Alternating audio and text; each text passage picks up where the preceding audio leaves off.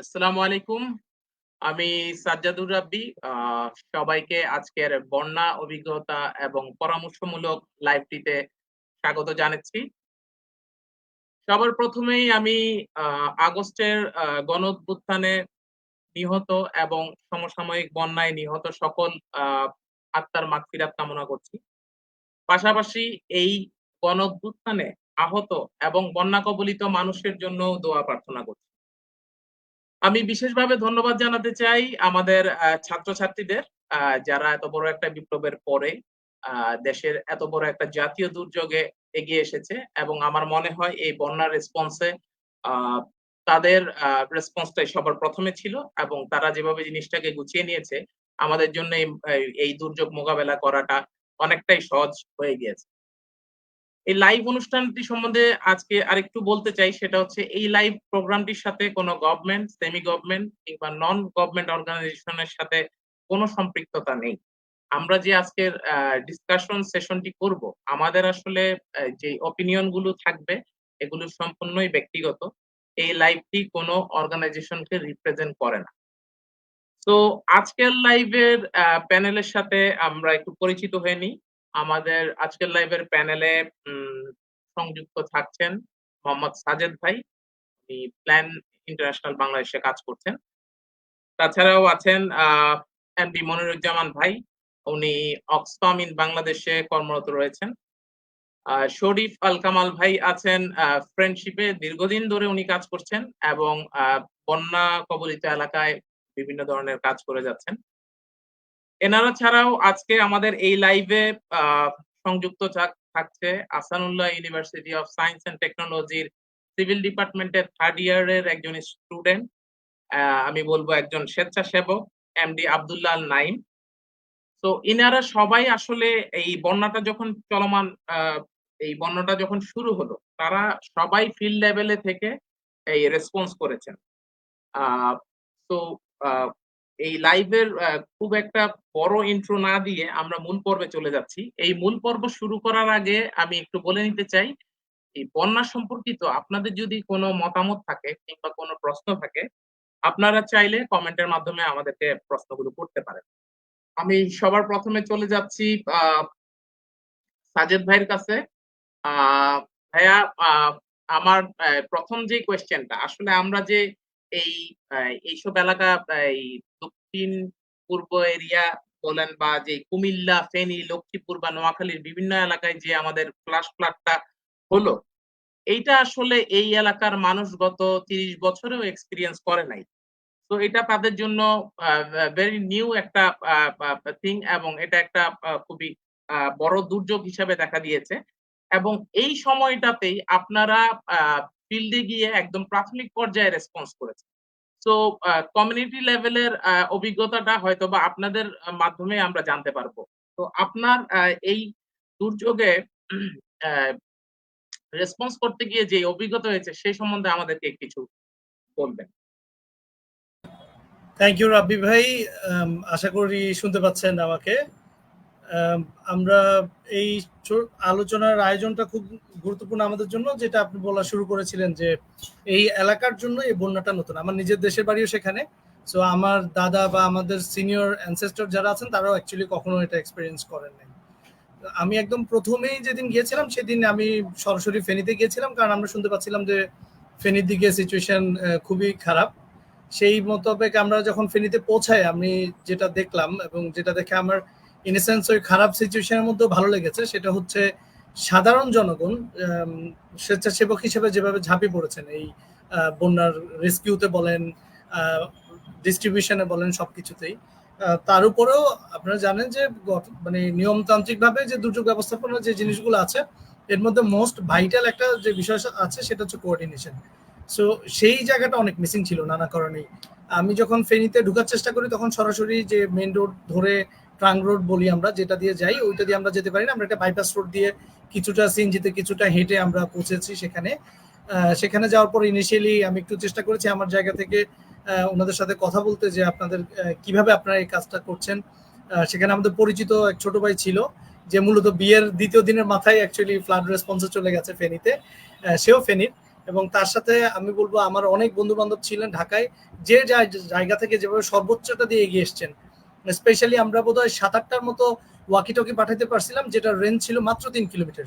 Normal টাইমে এটা খুবই আহামরি কোনো কিছু না, কিন্তু ওই সময়টাতে ওই ওয়াকি টকি গুলো দিয়ে যে অল্টারনেটিভ একটা নেটওয়ার্ক কোঅর্ডিনেশনে হেল্প হয়েছে, এটা একটা বড় লার্নিং ছিল আমার জায়গা থেকে। বাট ওভারঅল জায়গাতে খুবই একটু মেসি ছিল, কোঅর্ডিনেশনের অনেক গ্যাপ ছিল, সবাই সবার জায়গা থেকে সর্বোচ্চটা দিয়ে করার চেষ্টা করছেন। কিন্তু আপনারা যেহেতু জানেন যে স্বেচ্ছাসেবকরা এই কাজটাতে গিয়েছেন, তারা আসলে প্রশিক্ষিত না ওইভাবে, অথবা তাদের কাজের জায়গাতে কখনো ওই কাজটি করেননি, সেটা হয়তো একটা ইয়ে হতে পারে, কিন্তু তাদের আগ্রহের জায়গা থেকে, কাজ করার মনোবাসনা থেকে এটা সর্বোচ্চ পর্যায়ে ছিল। আরেকটা বড় বিষয়টাকে আর একটু জটিল করে তুলেছে, সেটা হচ্ছে পাওয়ার কাট এবং নেটওয়ার্ক কাট। এই কারণে বলতে গেলে একদমই যোগাযোগ বিচ্ছিন্ন ছিল। সো আমাদেরই অনেক বন্ধু বান্ধব, অনেক পরিচিত লোকজন, অনেক আত্মীয় স্বজন বিভিন্নভাবে যখন জানতে পেরেছে আমরা মাঠ পর্যায়ে কাজ করছি অথবা করার চেষ্টা করছি, তখন অনেকেই খুব প্যানিক ছিলেন এবং সর্বোচ্চটা চেষ্টা করছিলেন কিছু দেয়ার, যে এখানে এটা হয়েছে, এখানে এটা হয়েছে। সো মানে খুবই মেসি একটা জায়গার ভিতরে দিয়ে আমরা গিয়েছি, কোঅর্ডিনেশনের গ্যাপ ছিল, অনেক চ্যালেঞ্জ ছিল, কিন্তু যেভাবে সবাই আগে আসছেন, আমার মনে আছে আমি ফেনী মহিপালে দাঁড়িয়ে যে যত মানুষের মুভমেন্ট দেখেছি, ওইটা একটা আমাকে নতুন বাংলাদেশের নতুন দিনের স্বপ্ন দেখায়, যে আগামী দিনগুলোতেও যদি মানুষ এভাবে একসাথে হয়ে থাকতে পারে, আমি মনে করি যে কোনো বিপদ অ্যাকচুয়ালি আমরা ওভারকাম করতে পারবো আর কি। থ্যাংক ইউ রাবি ভাই। থ্যাংক ইউ সাজিদ ভাই, আপনার ইনিশিয়াল অভিজ্ঞতা আমাদের সাথে শেয়ার করার জন্য। আমি আহ, মুনির ভাইয়ের কাছে একটু জানতে চাবো, মুনির ভাই কোন কোন এলাকাগুলোতে গিয়েছিলেন এই রেসপন্সের সময়, এবং ওনার পার্সোনাল অভিজ্ঞতাগুলো আমাদের সাথে একটু শেয়ার করেন। থ্যাংক ইউ রাব্বি ভাই এবং সাজিদ ভাইকেও। আমার সত্যি কথা বলতে এই রেসপন্সে হচ্ছে যে ফার্স্টে আমি ওই যে ভাই বললো যে আমরা কিন্তু ওই ট্রাঙ্ক রোড দিয়ে কিন্তু যেতে পারছিলাম না, বিশেষ করে ওই এত স্রোতের কারণে কিন্তু আমাদের গাড়ি কিন্তু যেতে পারছিল না গাড়ি। আমরা ফার্স্টেই কিন্তু ওই 21 তারিখে বুধবারই হচ্ছে যে আমরা ফিল্ডে চলে গিয়েছিলাম। বুধবার সেখানে হচ্ছে যে সবচেয়ে বড় কথা হচ্ছে যে অর্গানাইজেশন কিন্তু দেখা যাচ্ছে যে অনেক সময় তারা ইনস্ট্যান্টলি মানে রেসপন্সে কখন যাবে একটা ডিসিশনের ব্যাপার হয়, কিন্তু যে এখানে যে আমরা কখন যাব, আগে সিচুয়েশনটা কিরকম কত বড় পরিসরে হচ্ছে, মানে শুরুতে কিন্তু কেউ আমরা বুঝতে পারছিলাম না কি হবে। সবচেয়ে ভালো লাগার যেটা হচ্ছে এখানে আমরা মানে পার্সোনালি অনেকেই কিন্তু দেখা যাচ্ছে যে ইনস্ট্যান্ট হচ্ছে যে যার যার ক্যাশ নিয়ে আমরা ওখানে চলে গিয়েছিলাম ইনস্ট্যান্ট। তখন দেখা যাচ্ছে অর্গানাইজেশন কি করবে না করবে সেটা হয়তো আমরা পরে দেখবো, আগে আমরা যাই এখানে। এই যে তাড়নাটা, এটা এটা হচ্ছে সবচেয়ে বড় জিনিস যে এখানে। এবং ওই কমিউনিটি পর্যায়ে যে দেখা যাচ্ছে যে যে ভলেন্টিয়াররা, এলাকার যে ছেলেরা যে যে সাপোর্ট করেছে, এই এটা ছিল আনবিলেবল, সত্যি কথা। মানে তারা যেভাবে এগিয়ে এসেছিল। আর আর আমাদের পক্ষ থেকে একটা ওই সময় যেটা দরকার ছিল, যেহেতু কারেন্ট ছিল না, শুরুতে কারেন্ট ছিল না, আমরা কিন্তু টেম্পোরারি মোবাইল চার্জিং একটা সিস্টেম চালু করেছিলাম। এখান থেকেই আমরা নিয়ে গিয়েছিলাম, যেমন হচ্ছে যে জেনারেটর, ওখান দিয়ে এই সিস্টেমটা চালু করার কারণে কিন্তু ওখানে অনেক এই মানে মোবাইলটা চার্জ দিয়ে কমিউনিকেশন করাটা কিন্তু মানে একটা মানে সুযোগ হয়েছিল অনেকের। আর আমি নোয়াখালীতে গিয়েছিলাম সেনবাগ এবং হচ্ছে কবিরহাটে। আর ফেনীতে এসেছিলাম, ফেনীতে সদরে এবং হচ্ছে যে আর ফুলগাজী এখানে। অভিজ্ঞতার মধ্যে যেটা হচ্ছে যে আমি যখন গিয়েছিলাম সবচেয়ে মানে উম, মানে কষ্টের একটা জায়গা, যেখানে হচ্ছে যে মানে মানুষ বের হওয়ার সুযোগ পায়নি। অনেক ফ্যামিলি যেখানে হচ্ছে যে রাতের মধ্যে সকালে উঠে দেখতেছে যে পানি ভরে গেছে এবং দরজা দিয়ে বের হতে পারছে না। মানে সবচেয়ে মানে এইটাই হচ্ছে দেখার বিষয় ছিল। তারা টিন কেটে হচ্ছে ওখান থেকে শিশু এবং যারা ফ্যামিলি যারা ছিল এগুলো বের করছে। মানে মানে এটা ছিল সবচাইতে কষ্টদায়ক এবং ভয়াবহ চিত্র কিন্তু এটা। এবং আমরা যখন গিয়েছিলাম আমার সুযোগ হয়েছিল আরো একটু পরশুরাম যাওয়ার সুযোগ হয়েছিল। উম, যেটা হচ্ছে যে পঞ্চম দিন যাওয়ার সময় কিন্তু দেখা যাচ্ছে যে আমরা যখন যেখানে নেমেছিলাম সেখানে মেইন রাস্তায় দিয়ে ভিতরে যখন যাচ্ছি, কারণ ভিতরে কিন্তু অনেকেই আসছে, অনেক অনেক ত্রাণ কিন্তু এসেছে, অনেক সাহায্য কিন্তু এসেছে। দেখা যাচ্ছে যে এই কমিউনিকেশনের কারণে কিন্তু মূলত ভিতরে না যাওয়ার কারণে যেটা হচ্ছে যে অনেকেই মেইন রোড থেকে দিচ্ছে, বাট আমরা চেষ্টা করেছিলাম মানে একদম ভিতরে গিয়ে দেবো। একদম দেখা বুক পর্যন্ত পানি পানি বুক পর্যন্ত পানি ভেঙে কিন্তু মাইলের পর 1-1.5 কিলোমিটার পর্যন্ত গিয়েও কিন্তু আমরা ওখানে চেষ্টা করেছিলাম রিচ করার জন্য। মানে এটা ছিল সত্যিই একজন মানে এ ধরনের কারণ 31 ইয়ারের মধ্যে কিন্তু এ ধরনের বন্যা কিন্তু আমাদের আমরা কিন্তু দেখিনি। যখন 88 এ বন্যা হয়েছিল তখন ছোট ছিলাম। সত্যি কথা। মানে এ ধরনের বন্যা এই ফার্স্ট। বাট সবার যেরকম সহযোগিতার হারটা মানে যেভাবে আসছে এইটা যদি থাকে আমার মনে হয় না যে ইন ফিউচারে আমরা আর কোনো এরকম বড় সমস্যায় পড়লেও কোনো আমরা আর মানে পিছিয়ে থাকবো। ওভার। থ্যাংক ইউ মনির ভাই। শরীফ ভাইয়ের কাছে যদি আমি একটু জানতে চাই, আমি জানি আজকে সকালেই শরীফ ভাই রেসপন্স এরিয়া থেকে এসেছেন। তো অভিজ্ঞতাটা কারেন্ট অভিজ্ঞতাটাও হয়তো আমরা জানতে পারবো। বন্যা হয়তো বা আরো বেশ কিছুদিন আগে শুরু হয়েছিল, কিন্তু কারেন্ট সিচুয়েশনটা আসলে পানি কতটুকু নেমে গিয়েছে বা আসলে মানুষজনের এই এখনকার সিচুয়েশনটা কি, বা আমরা কি ফ্লাশ ফ্লাডের কোন পর্যায়ে আছে কোন কোন এলাকাগুলোতে, যদি একটু আমাদের জানাতেন। ওভার টু ইউ শরীফ ভাই। আচ্ছা, থ্যাংক ইউ রাব্বি ভাই, সাজিদ ভাই এবং মনির ভাই। মনির ভাই এবং সাজিদ ভাই অনেক আগে গিয়েছিলেন রেস্কিউ অপারেশনে এবং আপনার রেসপন্সে। তো আমাদের আসলে অফিস থেকে কিছু মানে জটিলতার কারণে আমরা একটু রেসপন্সটা একটু লেট করি বেসিক্যালি। তো আমরা অবজারভেশনও করছিলাম যে আমরা কখন রেসপন্সে যাব বা কখন রেস্কিউতে যাব। তো ফাইনালি আমরা আসলে একটু লেট হলেও আমরা কুমিল্লা এবং ফেনীকে ফোকাস করে আমরা আমাদের রেসপন্সটা শুরু করি গত মাসের লাস্ট উইকে।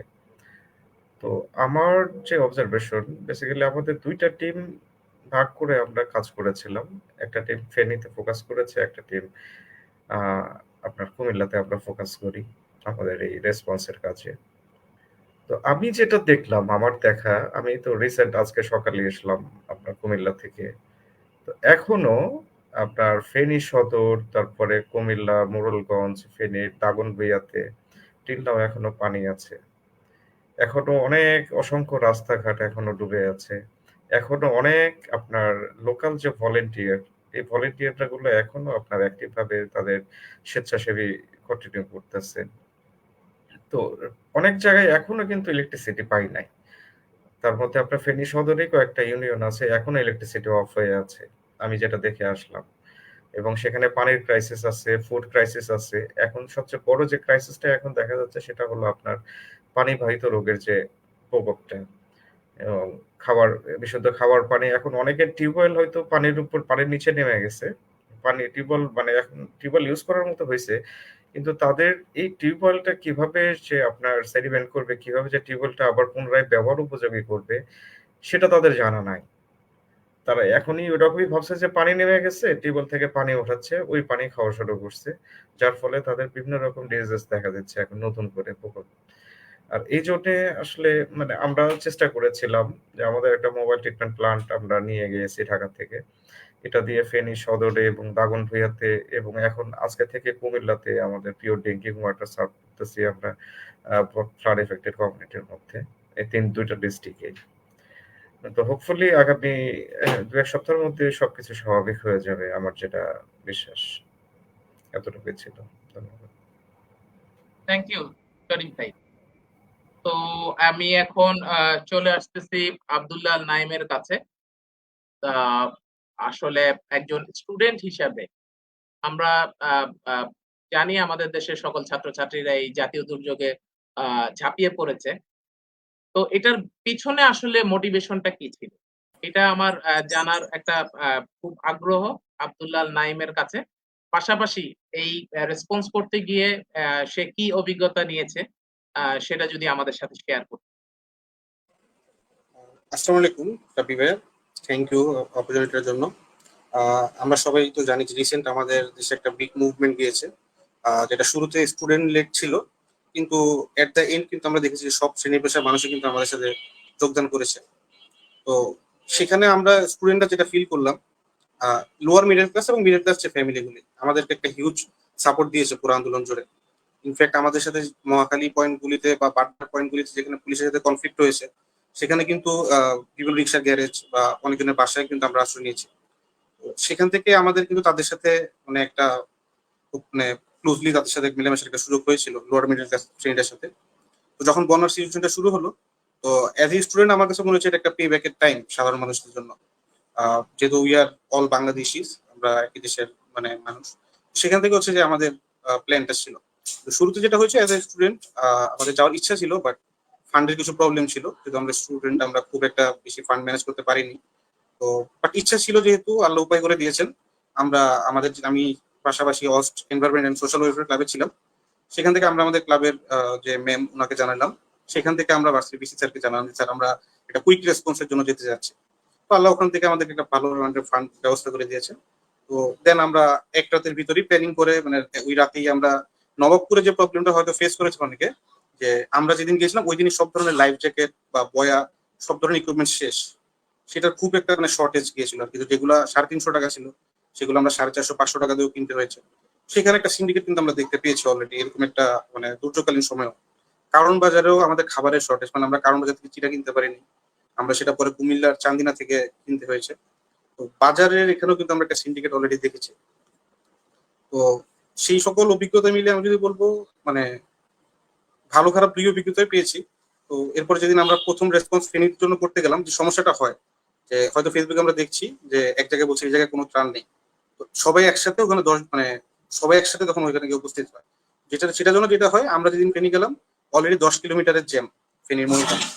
তো আমরা কুমিল্লা নেমে ডিসিশন নিলাম যে হয়তো ফেনীর দিকে আমরা মুভ করতে পারবো না। এর উপর সেদিন মানে মহাসড়কে পানিও জমেছিল আগের রাত থেকে।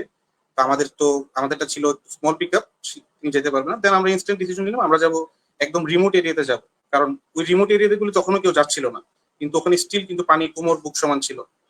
হ্যাঁ, সাজাদ ভাই মেনশন করলেন যেটা সবচেয়ে বেশি সমস্যা হয়েছিল, যে একটা সমন্বয়ের অভাব ছিল, কিন্তু সেটাও আমরা ফেস করলাম। তো আমরা তারপর ডিসিশন নিলাম নোয়াখালীর চাটখিল উপজেলায় যাব। সেখানে গিয়ে দেখলাম সেখানে আমরাই ওই গ্রামে ফার্স্ট যারা হচ্ছে ত্রাণ নিয়ে উপস্থিত হয়েছে। তখনও ওখানে যে বন্যা হয়েছে বা বন্যার পানি হচ্ছে সেটা সকলে জানতো না। তো একজন লোকাল গাইড আমাদের সিনিয়র ভাই ছিলেন, ওনার সাহায্যে একদম মানে ভালো মতো আমরা পুরো গ্রামে ত্রাণ কার্যক্রমটা পরিচালনা করতে পারছিলাম। এখানে একটা সমস্যা ছিল, ইলেকট্রিসিটির সমস্যা ছিল, না আমাদের মোবাইল চার্জিং এর সমস্যা ছিল। তো সব ভালো খারাপ মিলে বলবো যে একটা মানে লাইফ টাইম এক্সপিরিয়েন্স আমরা ওখানে পেয়েছি। যেহেতু এটার পাশাপাশি একটা সমস্যা ছিল, আমাদের কারো আগে অভিজ্ঞতা ছিল না, যে স্টুডেন্ট আমরা কখনো ওই কাজ করিনি। তো প্রথমবার আমাদের একটু মানে মিস কমিউনিকেশন হয়েছিল, মানে আমার ভুল হয়েছিল। আমরা ফার্স্টে ফেনীর পথে অনেক দূর গিয়ে আবার ব্যাক আসতে হয়েছিল। দেন ট্রাক ঠিক করা বা যে ত্রাণ জোগাড় করা, কোনটা কতটুকু রেশিওতে বা কোন ওষুধগুলি মেডিসিন গুলি নিতে হবে, এগুলো কিন্তু এজ এ স্টুডেন্ট আমরা জানতাম না। এই একটা কারণে হয়তো আমাদের পাশাপাশি জিনিসগুলো আমরা জানতে পেরেছি। তো আই থিঙ্ক আমার কাছে মনে হচ্ছিল যে একটা ভালো কোঅর্ডিনেশন হইতো ওখানে, কারণ স্থানীয় প্রশাসন বলতে আমরা ওখানে কিছু পাই নাই, কার সাথে যোগাযোগ করবো কিছু এরকম কোনো কিছু আমরা পাই নাই। আমার কাছে মনে হচ্ছিল ওই জিনিসগুলির একটু মিসিং ছিল, বাট মোরলেস স্থানীয় মানুষ আমাকে খুব হেল্প করেছে। ঢাকা থেকে শুরু করে প্রত্যেকটা জায়গায় আমরা খুব ভালো হেল্প পেয়েছি, মানুষের রেসপন্স পেয়েছি। তো আই থিঙ্ক আমার জন্য একটা স্টুডেন্ট সেটা খুব একটা লাইফ টাইম অ্যাচিভমেন্ট মনে করি। Thank you. আসলে আমি তোমার কথায় যেটা বুঝতে পারলাম যে আহ, এই ত্রাণ আহ, আহ, এই ত্রাণ বিতরণের যে বিষয়টা, এছাড়া রেস্কিউর বিষয় ছিল, যে স্টুডেন্টরা দেখলাম অনেক জায়গায় গিয়ে অনেক ঘরবাড়ি থেকে অনেক মানুষকে উদ্ধারও করেছে। এবং এটা অবশ্যই লোকাল যারা ছিলেন, লোকাল কমিউনিটি ছাড়া কোনোভাবেই সম্ভব না। কারণ আমরা একটা আননোন প্লেসে গিয়ে আমরা কখনোই বুঝতে পারবো না আসলে কোন এলাকাটা কোন দিক দিয়ে গেলে আমরা যেতে পারবো, কিংবা কোন এলাকায় মানুষ আছে। বা কারণ তখন তো চারিদিকে পানি হয়ে গেছে। তো পানি হয়ে গেলে তখন আমাদের আর রোড ম্যাপটা সেখানে আর কাজ করতেছে না। ইভেন সেখানে নেটওয়ার্কও নাই, সেখানে মোবাইলে কানেক্ট করা যাচ্ছে না। সো একমাত্র কমিউনিকেশনের ওয়ে হচ্ছে গিয়ে আমার লোকাল কমিউনিটির সাহায্য ছাড়া এটা আসলেই কোনোভাবেই সম্ভব না। Thank you. আমি একটু মনির ভাইয়ের কাছে যেতে চাই। আমার মনির ভাইয়ের কাছে যে কোয়েশ্চেনটা, সেটা হচ্ছে এই যে এই আকস্মিক বন্যা হলো, এটা ফ্লাশ ফ্লাডে রূপান্তর হয়ে গেল, এটা আসলে কিভাবে ইনফ্রাস্ট্রাকচার কিংবা হেলথ সার্ভিস গুলো কিংবা এডুকেশন সার্ভিস গুলোর মতো যে সেবাগুলো আছে, এটাকে কিভাবে প্রভাবিত করেছে বলে আপনি মনে করেন? ধন্যবাদ রাবি ভাই। আমি যদি প্রথমে যদি আসি আমাদের এই অবকাঠামো, সেখানে হচ্ছে যে মূলত আপনার সোশ্যাল যে ইনফ্রাস্ট্রাকচার গুলো আছে, যেমন আমি যদি বলি স্কুল, বাজার, হসপিটাল এবং যে স্টেশনগুলো যে আছে। আপনি জানেন এগুলো ম্যাক্সিমামই কিন্তু কিছু মানে ডিস্ট্রয়েড এবং ড্যামেজ এবং ডিস্ট্রয়েড হয়ে গেছে। বিশেষ করে আম যেগুলো একদম যেখানে ৯ ফিট ১০ ফিট পানির নিচে, সেখানে কিন্তু স্কুল বলেন, বাজার বলেন এবং হসপিটাল বলেন, আবার প্রাইমারি ক্লিনিক গুলো আছে। উম প্রত্যেকটা জায়গায় কিন্তু এগুলো মানে ওই সময় ড্যামেজ ছিল। কোন ধরনের সাপোর্ট কিন্তু ওখান থেকে দেওয়া সম্ভব হচ্ছিল না। কারণ আমি এই যখন সেনবাগে গিয়েছিলাম, সেনবাগে গিয়েছিলাম, সেনবাগে একদম রোডের পাশেই হচ্ছে যে আপনার বুক পর্যন্ত পানি। আর যখন ভিতরে যাচ্ছিলাম আস্তে আস্তে করে, তখন এক পর্যায়ে দেখা যাচ্ছিল যে আর আর পাওয়া যাচ্ছে না, মানে আমি হয়তোবা ডুবে যাব এরকম। সেক্ষেত্রে হচ্ছে এবং যে স্কুলগুলোতে হচ্ছে যে আপনার মানুষ থাকা মানে সাইক্লোন সেন্টার হিসেবে নিয়েছে, সেগুলো অপেক্ষা একটু কম পানি, তাও হচ্ছে যে স্কুলের সামনে কিন্তু পানি ছিল। আমার হচ্ছে যে এইগুলো সোশ্যাল স্ট্রাকচার গুলো যেমন নষ্ট হয়েছে, ড্যামেজ হয়েছে, সাথে সাথে আমার কমিউনিকেশনের জন্য, বিশেষ করে রোডের ক্ষেত্রে যদি বলি, আমাদের ওই রোডে পানি থাকার কারণে কোনোভাবেই কিন্তু অনেক ত্রাণ আসার কারণে, আমি বললাম এর আগেও বলেছিলাম, আমাদের অনেক ত্রাণ এসেছিল, কিন্তু আমরা যারা এসেছে বিভিন্ন জায়গা থেকে, হয়তো আননোন একটা জায়গা এবং কোথায় রোড আছে এবং রোড দেখার মতো কোনো ওয়ে ছিল না, এত পানি ছিল। যার জন্য কিন্তু আমরা সেই রোডটা প্রপার ইউজ করতে পারি নাই। এবং সাথে সাথে যেটা শেল্টার, সবচেয়ে বড় কথা শেল্টার, মানুষের থাকার জায়গা, যেগুলো থাকার জায়গা, আমি সেনবাগে যখন গিয়েছিলাম তখন বলতো 90% হচ্ছে শেল্টার তাদের হচ্ছে মানে শেষ হয়ে গেছে। ইভেন পরশুরাম এবং ফুলগাজীতে তারাও বলছে 80 থেকে 90% শেল্টার হচ্ছে যে আমাদের মানে এটা হচ্ছে প্রত্যেকটা আপনি কি মানে 100% যে শেল্টার আছে, কিছু না কিছু কাজ করতেই হবে। মানে এমন হচ্ছে কিছু না কিছু কাজ এখানে আছেই, হয়তোবা আমার ড্যামেজ 100% হয় নাই, বাট প্রত্যেকটা শেল্টারে আমাদের এখন মানে এরকম কাজ করতে হবে। যখন আমার শেল্টারে যখন আমি যখন পানি ৯-১০ ফিট নিচে চলে যায়, তাতে দেখেন তাতে সবচেয়ে ইকোনমিক্যাল যে ক্যাপিটাল গুলো থাকে, তাদের টাকা পয়সা বলেন, তারপর যাই বলেন না কেন, যখন এগুলো কিন্তু তারা কিন্তু সেভ করার সুযোগ পায়নি। আমি যখন আমি দেখেছিলাম যে আমি একটা জায়গায় গিয়েছিলাম, তখন হচ্ছে যে যখন ৫-৬ দিন পরে তাদের দলিলগুলো, যে জমির দলিলগুলো সব নষ্ট হয়ে গেছে, পাসপোর্ট ছিল নষ্ট হয়ে গেছে। দেখেন, এবং অনেকের হচ্ছে যে যে টাকাগুলো শুকাচ্ছে, টাকাগুলো অনেকে নষ্ট হয়ে গেছে, মানে অনেক হারিয়ে গিয়েছে। মানে এই যার কারণে হচ্ছে এই যে এই আপনার ইকোনমিক্যাল ক্যাপিটাল যখন নষ্ট হয়ে যায়, তখন আলটিমেটলি কিন্তু হেলথের উপরও করবে, মানে রিসেন্টলি যেটা হচ্ছে হেলথের উপরে। আর বিশেষ করে হেলথ ইম্প্যাক্টটা যেরকম হবে, হেলথ ইম্প্যাক্টটা কিভাবে হবে, আমি যখন আমার টাকা পয়সা থাকবে না, তখন আলটিমেটলি আমার নিউট্রিশনের ঘাটতি হবে, আর এখানে সবচেয়ে বড় কথা পাবলিক হেলথের যে জিনিসটা, এখানে হচ্ছে যে আমার এই সেফ ওয়াটার এবং স্যানিটেশনের অবস্থা আপনি জানেন যে 90% হচ্ছে যে আমার 80 থেকে 90% আমার এই বিশেষ করে স্যানিটেশন ফ্যাসিলিটিস হচ্ছে যে ফুললি এবং পার্শিয়ালি ড্যামেজ হয়েছে। আর বিশেষ করে এই যখন আমি স্যানিটেশন সার্ভিসগুলো যখন ওয়াশ আউট হয়ে যাবে, তখন আমার কি হবে, vector borne disease, water borne disease গুলো কিন্তু ডে বাই ডে হচ্ছে এগুলো এখন হবে। এখন বিশেষ করে আমরা লাস্টেও একটা কোঅর্ডিনেশন মিটিং করেছিলাম, সেখানে কিন্তু একটা সেল খোলা হয়েছে যে আমার এডাব্লিউডি অ্যাকুয়েটিক ওয়াটার ডায়রিয়া কি পরিমাণ ছড়াচ্ছে, এই জিনিসটাও এখন তো আমরা ট্র্যাকিং এর আওতায় নিয়ে আনা হচ্ছে এখন। কারণ হচ্ছে যে কারণ আপনি যেখানে আমি পানির মধ্যে দিয়ে গিয়েছি, পাশে অনেক লেট্রিন দেখেছি, লেট্রিন শুধু চাল দেখা যাচ্ছে। তো এখানে হচ্ছে যে আমাদের পিছনে যে সেপ্টিক ট্যাঙ্কি ছিল, সবই তো আমার পানির সাথেই ভেসে গেছে। এই যে পানির সাথে যে এখন মিশে গেল, এখন তো ওয়াটার বোর্ন ডিজিজ গুলো কিন্তু আমাদের ডে বাই ডে কিন্তু, যেটা আমাদের শরীফ ভাই বলেছে, ওয়াটার বোর্ন ডিজিজ এবং ভিক্টর বোর্ন ডিজিজ গুলো কিন্তু এখন ডে বাই ডে ছড়াবে এবং এটা হেলথের প্রতি ইম্প্যাক্ট করবে। আর বিশেষ শিক্ষাক্ষেত্রে যেমন বলেছিলাম যে এটা ইম্প্যাক্ট তো পড়বেই, কারণ স্কুলগুলো সাইক্লোন সেন্টার হিসেবে এখন ইউজ করা হচ্ছে। এখনো কিন্তু সাইক্লোন সেন্টারে অনেক মানুষ আছে। সো এখানে কিন্তু তাদের একটা গ্যাপ সৃষ্টি হয়ে যাচ্ছে। বিশেষ করে যারা ওই স্কুলে পড়তো, তারাও কিন্তু এখন পড়ার সুযোগ পাচ্ছে না যদি কম্পেয়ার টু আদার্স এরিয়া। তো সেখানে এখনো কিন্তু এই জায়গাটা গ্যাপ হয়ে যাচ্ছে, তাদের বইপত্র কিন্তু নষ্ট হয়ে গিয়েছে। এখন এই জায়গাতে যাদের বই নষ্ট হয়ে গেছে, এখানে গভর্নমেন্টের বা দেখা যাচ্ছে যে ইনিশিয়েটিভ নিতে হবে, তাদেরকে কিভাবে বই বিতরণ করা যায়, বিশেষ করে এই ইনিশিয়েটিভ নিয়ে কিন্তু এখন নেওয়া লাগবে, না হলে শিক্ষার ক্ষেত্রে কিন্তু ওই এলাকার জন্য একটা ইম্প্যাক্ট, একটা বাজে একটা ইম্প্যাক্ট পড়বে। মানে বিশেষ করে এবং সাথে সাথে তাদের একটা ট্রমার মধ্যে, স্টুডেন্ট ট্রমার মধ্যে চলে গেছে, কারণ তারা এটা অভ্যস্ত না। লাস্ট 30 ইয়ারে কিন্তু এই ধরনের বন্যা কিন্তু ওই এলাকায় হয়নি। মানে তারা এটা চিন্তাও করে নাই যে বিশেষ করে যে এত এই পরিসরে বন্যা এখানে। তো দেখা যাচ্ছে যে বিশেষ করে এই যে আমাদের অবকাঠামো বলেন, শিক্ষা বলেন এবং স্বাস্থ্য, প্রত্যেকটা ক্ষেত্রেই কিন্তু মানে ইম্প্যাক্টটা কিন্তু খুব বাজে হয়ে পড়ছে। রাব্বি ভাই। থ্যাংক ইউ মনির ভাই। তো আমরা আসলে যেটা এই আলোচনা থেকে যেটা বুঝতে পারছি সেটা হচ্ছে বন্যা চলাকালীন সময়ে যেই সমস্যাগুলো সৃষ্টি হয়েছে সেটা হয়তো আমাদের দৃশ্যমান, কিন্তু বন্যার পানিটা নেমে যাওয়ার পরে আহ, যেই সমস্যাগুলো আমাদের দৈনন্দিন জীবনে আসবে বা ওই বন্যা কবলিত মানুষগুলোর জীবনে আসবে সেগুলো অনেকটাই উজ্জ্বল থাকবে, যেটা নিয়ে আসলে অনেক লং টার্ম কাজ করার জায়গা আছে। তো আমি একটু সাজেদ ভাইয়ের কাছে যেতে চাই। সাজেদ ভাইয়ের কাছে আমার যে কোয়েশ্চেন সেটা হচ্ছে লোকাল কমিউনিটি এই যে আকস্মিক বন্যায় পড়লো, এই কমিউনিটি তো কখনো এই ধরনের দুর্যোগ ফেস করে নাই।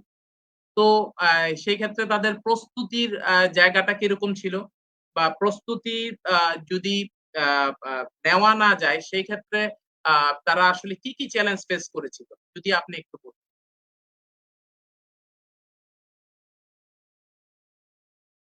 থ্যাংক ইউ রাব্বি ভাই।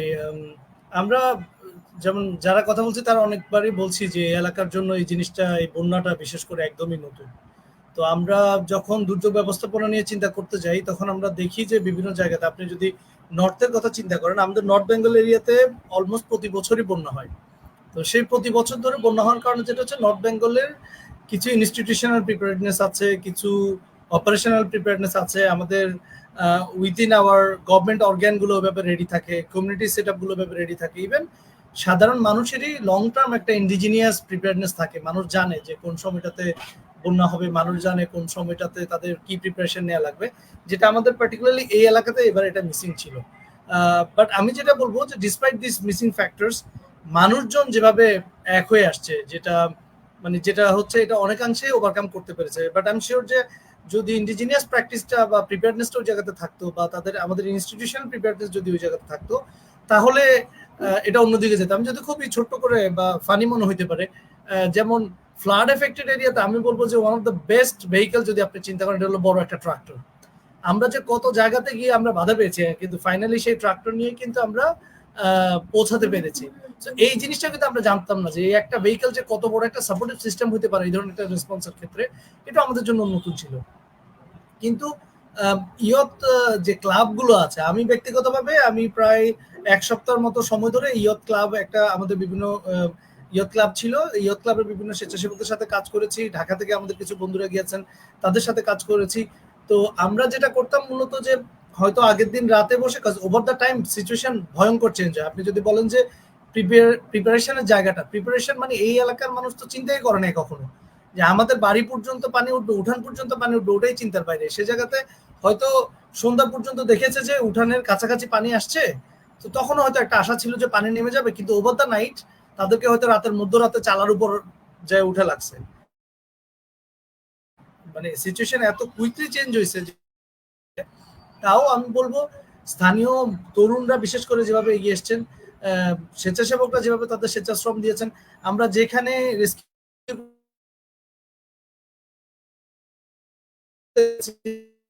অথবা ত্রাণ নিয়ে গেছি, কোথা থেকে মানুষ আসতেছে, কোথা থেকে মানুষ ট্রাক থেকে নৌকা নামাই দিচ্ছে, মানে এমন কিছু হচ্ছিল আমাদের। এমন কেউ একজন ট্রাকের ভাড়াও পে করে দিচ্ছে। আমরা নামার পর পেমেন্ট করতে যাচ্ছি, ড্রাইভার বলছে না আপনাদের তো বিল দেওয়া হয়ে গেছে। আমার এখনো মনে আছে যে সিলোনিয়া বাজার, যেটা ফেনীর একটু নিচে, আমরা ফেনী থেকে শুরু করলো, যখন আমরা দেখছিলাম যে পানির প্রেশারটা নিচের দিকে নামতেছে, আমরা এবং আমাদের টিম নিয়ে আমরা আস্তে আস্তে নিচের দিকে নামা শুরু করলাম।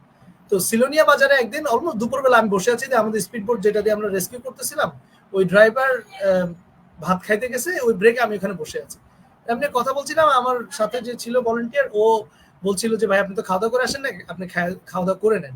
আমি বললাম যে আমি এখন খাওয়ার মুডে না, এখন খাবো না। লোকাল একজন মানুষ ওটা শুনেছেন, এবং ওই ভদ্রলোক মনে করেন আমি তো জীবনে অবশ্যই তাকে কখনো দেখি নাই, কিন্তু উনিও আমার আব্বা আম্মা যেরকম আমার বকা দিত, ওরকম আপনজন মনে করে শেষ পর্যন্ত আমাকে বকা পর্যন্ত দিচ্ছে যে আপনি খাবেন না কেন, আপনি প্রয়োজন আমার বাসায় আসেন। চিন্তা করেন যে ওই লোকের বাসায় কিন্তু কিছু নাই, সব পানিতে ডুবে গেছে। তারপর উনি বলতেছে আপনি প্রয়োজন আমার বাসায় আসেন, বাসায় এসে খায় যান। এই যে মানে আপনারা সব ভিডিওতে দেখছেন যে ডুবে আছে, আমরা একজনকে রেস্কিউ করেছি, মাথা ফেটে গেছে, খুবই কুইক রেস্কিউ করা লাগছে, ব্লিডিং হচ্ছিল ওনার। তো রেস্কিউ করার সাথে সাথে আমরা আমাদের স্ট্যান্ড বাই, উনি ওনার এক রিলেটিভ বাইক নিয়েছিল, আমরা এনেছি, চলে গেছে।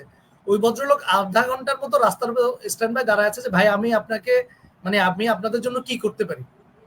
সো মানুষ যেভাবে আগে আসছে সেটা একটা অনন্য উদাহরণ ছিল। আমাদের নাইম ভাই যেরকম বলছিলেন যে হ্যাঁ কিছু জায়গাতে এটা হয়েছে, অনেকে হয়তো বলছেন যে এদিকে বেশি গেছে এদিকে কম গেছে, কিন্তু আমার একটু ভিন্ন অভিজ্ঞতা আছে। আমার এরকম হয়েছে যে একটা ফুল প্যাকেজ কাউকে ডিস্ট্রিবিউট করতে গেছি, উনি বলছেন ভাই আমার এগুলো লাগবে না, আমি বাজার থেকে মোটামুটি নিয়ে আসতে পারছি, আপনি যদি পারেন আমাকে এই আইটেমটা দেন। একটা বাড়িতে গেছি 3 জনের একটা প্যাকেট দিব, উনি বলতেছে ভাই আমাকে একটা দিলে হবে, আমার ওই পাশের বাড়ির ওরা খুব কষ্টে আছে, ওদেরকে ওইখানে আর 2টা দিয়ে আসেন। সো মানুষের এই যে সোশ্যাল কোহেশন, যে বন্ডিং, যেটা আমরা হয়তো অনেক সময় একটা শর্টকামিং হিসেবে চিন্তা করতাম যে আমাদের জাতির মধ্যে বন্ডিংটা একটু কম, আমরা একটু কম মিলেমিশে থাকি। কিন্তু আমি মনে করি যে এই বন্যাটা, এভরি ডিজাস্টার ব্রিংস সাম অপরচুনিটিজ, আমরা কোন একটা সময় হয়তো হাসি ঠাট্টার ছলেও বলতাম, কিন্তু এটা একটা আই বিলিভ যে একটা ভালো স্কোপ নিয়ে আসছে, যেখানে মানুষজন একসাথে হয়েছে, মানুষজন একসাথে কাজ করছে। আমরা একটা খুব কুইক ট্রিক্স ইউজ করতাম, সেটা হচ্ছে আমরা স্থানীয় তরুণদেরকে একসাথে করতাম, করে বলতাম যে আপনারা বলেন কার কার কি এলাকাতে। এখন স্বভাবতই যে ওরা যেহেতু এফেক্টেড, নিজেরাই ভিকটিম, তো অনেকে অনেকভাবে বলতো যে আমাদের এইদিকে এটা, এইদিকে এটা, তারপর বলতাম যে আপনারা ঠিক করেন। তো ওখানে অনেক ডিবেট হইতো, আর্গুমেন্ট হইতো, but end of the day ওনারা, এন্ড অফ দ্য আর্গুমেন্ট ওনারা কিন্তু মেক শিওর করতো যে মোস্ট এফেক্টেড জায়গাটা ওনারা প্রপোজ করছেন, এবং আমরা ওখানেই যাচ্ছি। এইটার একটা অনন্য অসাধারণ উদাহরণ পেয়েছি আমি প্রায় আমার ডিস্ট্রিবিউশন এবং রেস্কিউ কাজের মানে 5-6 দিন এরকম আমি শুনতে পাইছি বিভিন্ন জায়গাতে যাওয়ার পরে যে এই এলাকাতে আপনারাই প্রথম কোন একটা টিম যারা আমাদেরকে দেখতে আসছেন। কারণ আমরা একদম প্রাইমারি ক্রাইটেরিয়া বলেছি যে যেহেতু আমরা এখানকার স্থানীয় এবং আমাদের সাথে আমাদের স্থানীয় বন্ধুরা আছে, আমরা মেইন রোডের এই এলাকাগুলোতে যাব না, আমরা রেদার রিমোট এলাকাগুলোতে যাব। সো ইন শর্ট আমি বলবো যে ইন্ডিজিনাস প্রিপেয়ারনেস ছিল না, ইনস্টিটিউশনাল প্রিপেয়ারনেস ছিল না, আমাদের গভর্নমেন্ট অনেক একটা বড় পাওয়ার ডাইমেনশন শিফটের মধ্যে দিয়ে গেছে, যে কারণে হয়তো ওই জিনিসটা ওইভাবে প্রস্তুত ছিল না। আমরা যে এলাকাতে ফ্লাশ ফ্লাডটা হয়েছে এই এলাকাতে কখনো ফ্লাশ ফ্লাডের জন্য হটস্পট হিসেবে কখনো কনসিডার করি নাই। হয়তো এটাও একটা নতুন সুযোগ, আমাদেরকে ডিফারেন্ট ডাইমেনশনে চিন্তা করতে হবে যে নেক্সট লেভেল থেকে আমাদের প্রিপেয়ারনেস গুলোকে আমরা কোন জায়গাতে নিয়ে যেতে পারি। রাবি ভাই। থ্যাংক ইউ সাজেদ ভাই, অনেক সুন্দরভাবে বিষয়টাকে আপনি ব্যাখ্যা করলেন। আমাদের কোয়েশ্চেন একটা কমেন্ট, একটি কোয়েশ্চেন দেখতে পাচ্ছি, তানিম তাজবির। কোয়েশ্চেনটা যদি আপনি একটু একটা অ্যান্সার করতেন আর কি। উনি সম্ভবত কন্টিনজেন্সি প্ল্যান সম্বন্ধে জানতে চাচ্ছেন, বা এনএফআই সাপোর্ট কি ধরনের হতে পারে, স্টক কি আছে, সো এই ফিউচার রেসপন্স সম্বন্ধে যদি মানে কোনো বিষয় থাকে সেটা সম্বন্ধে জানতে চাচ্ছেন। একটু সময় নিচ্ছিলাম বেশ লম্বা প্রশ্ন পড়ার জন্য।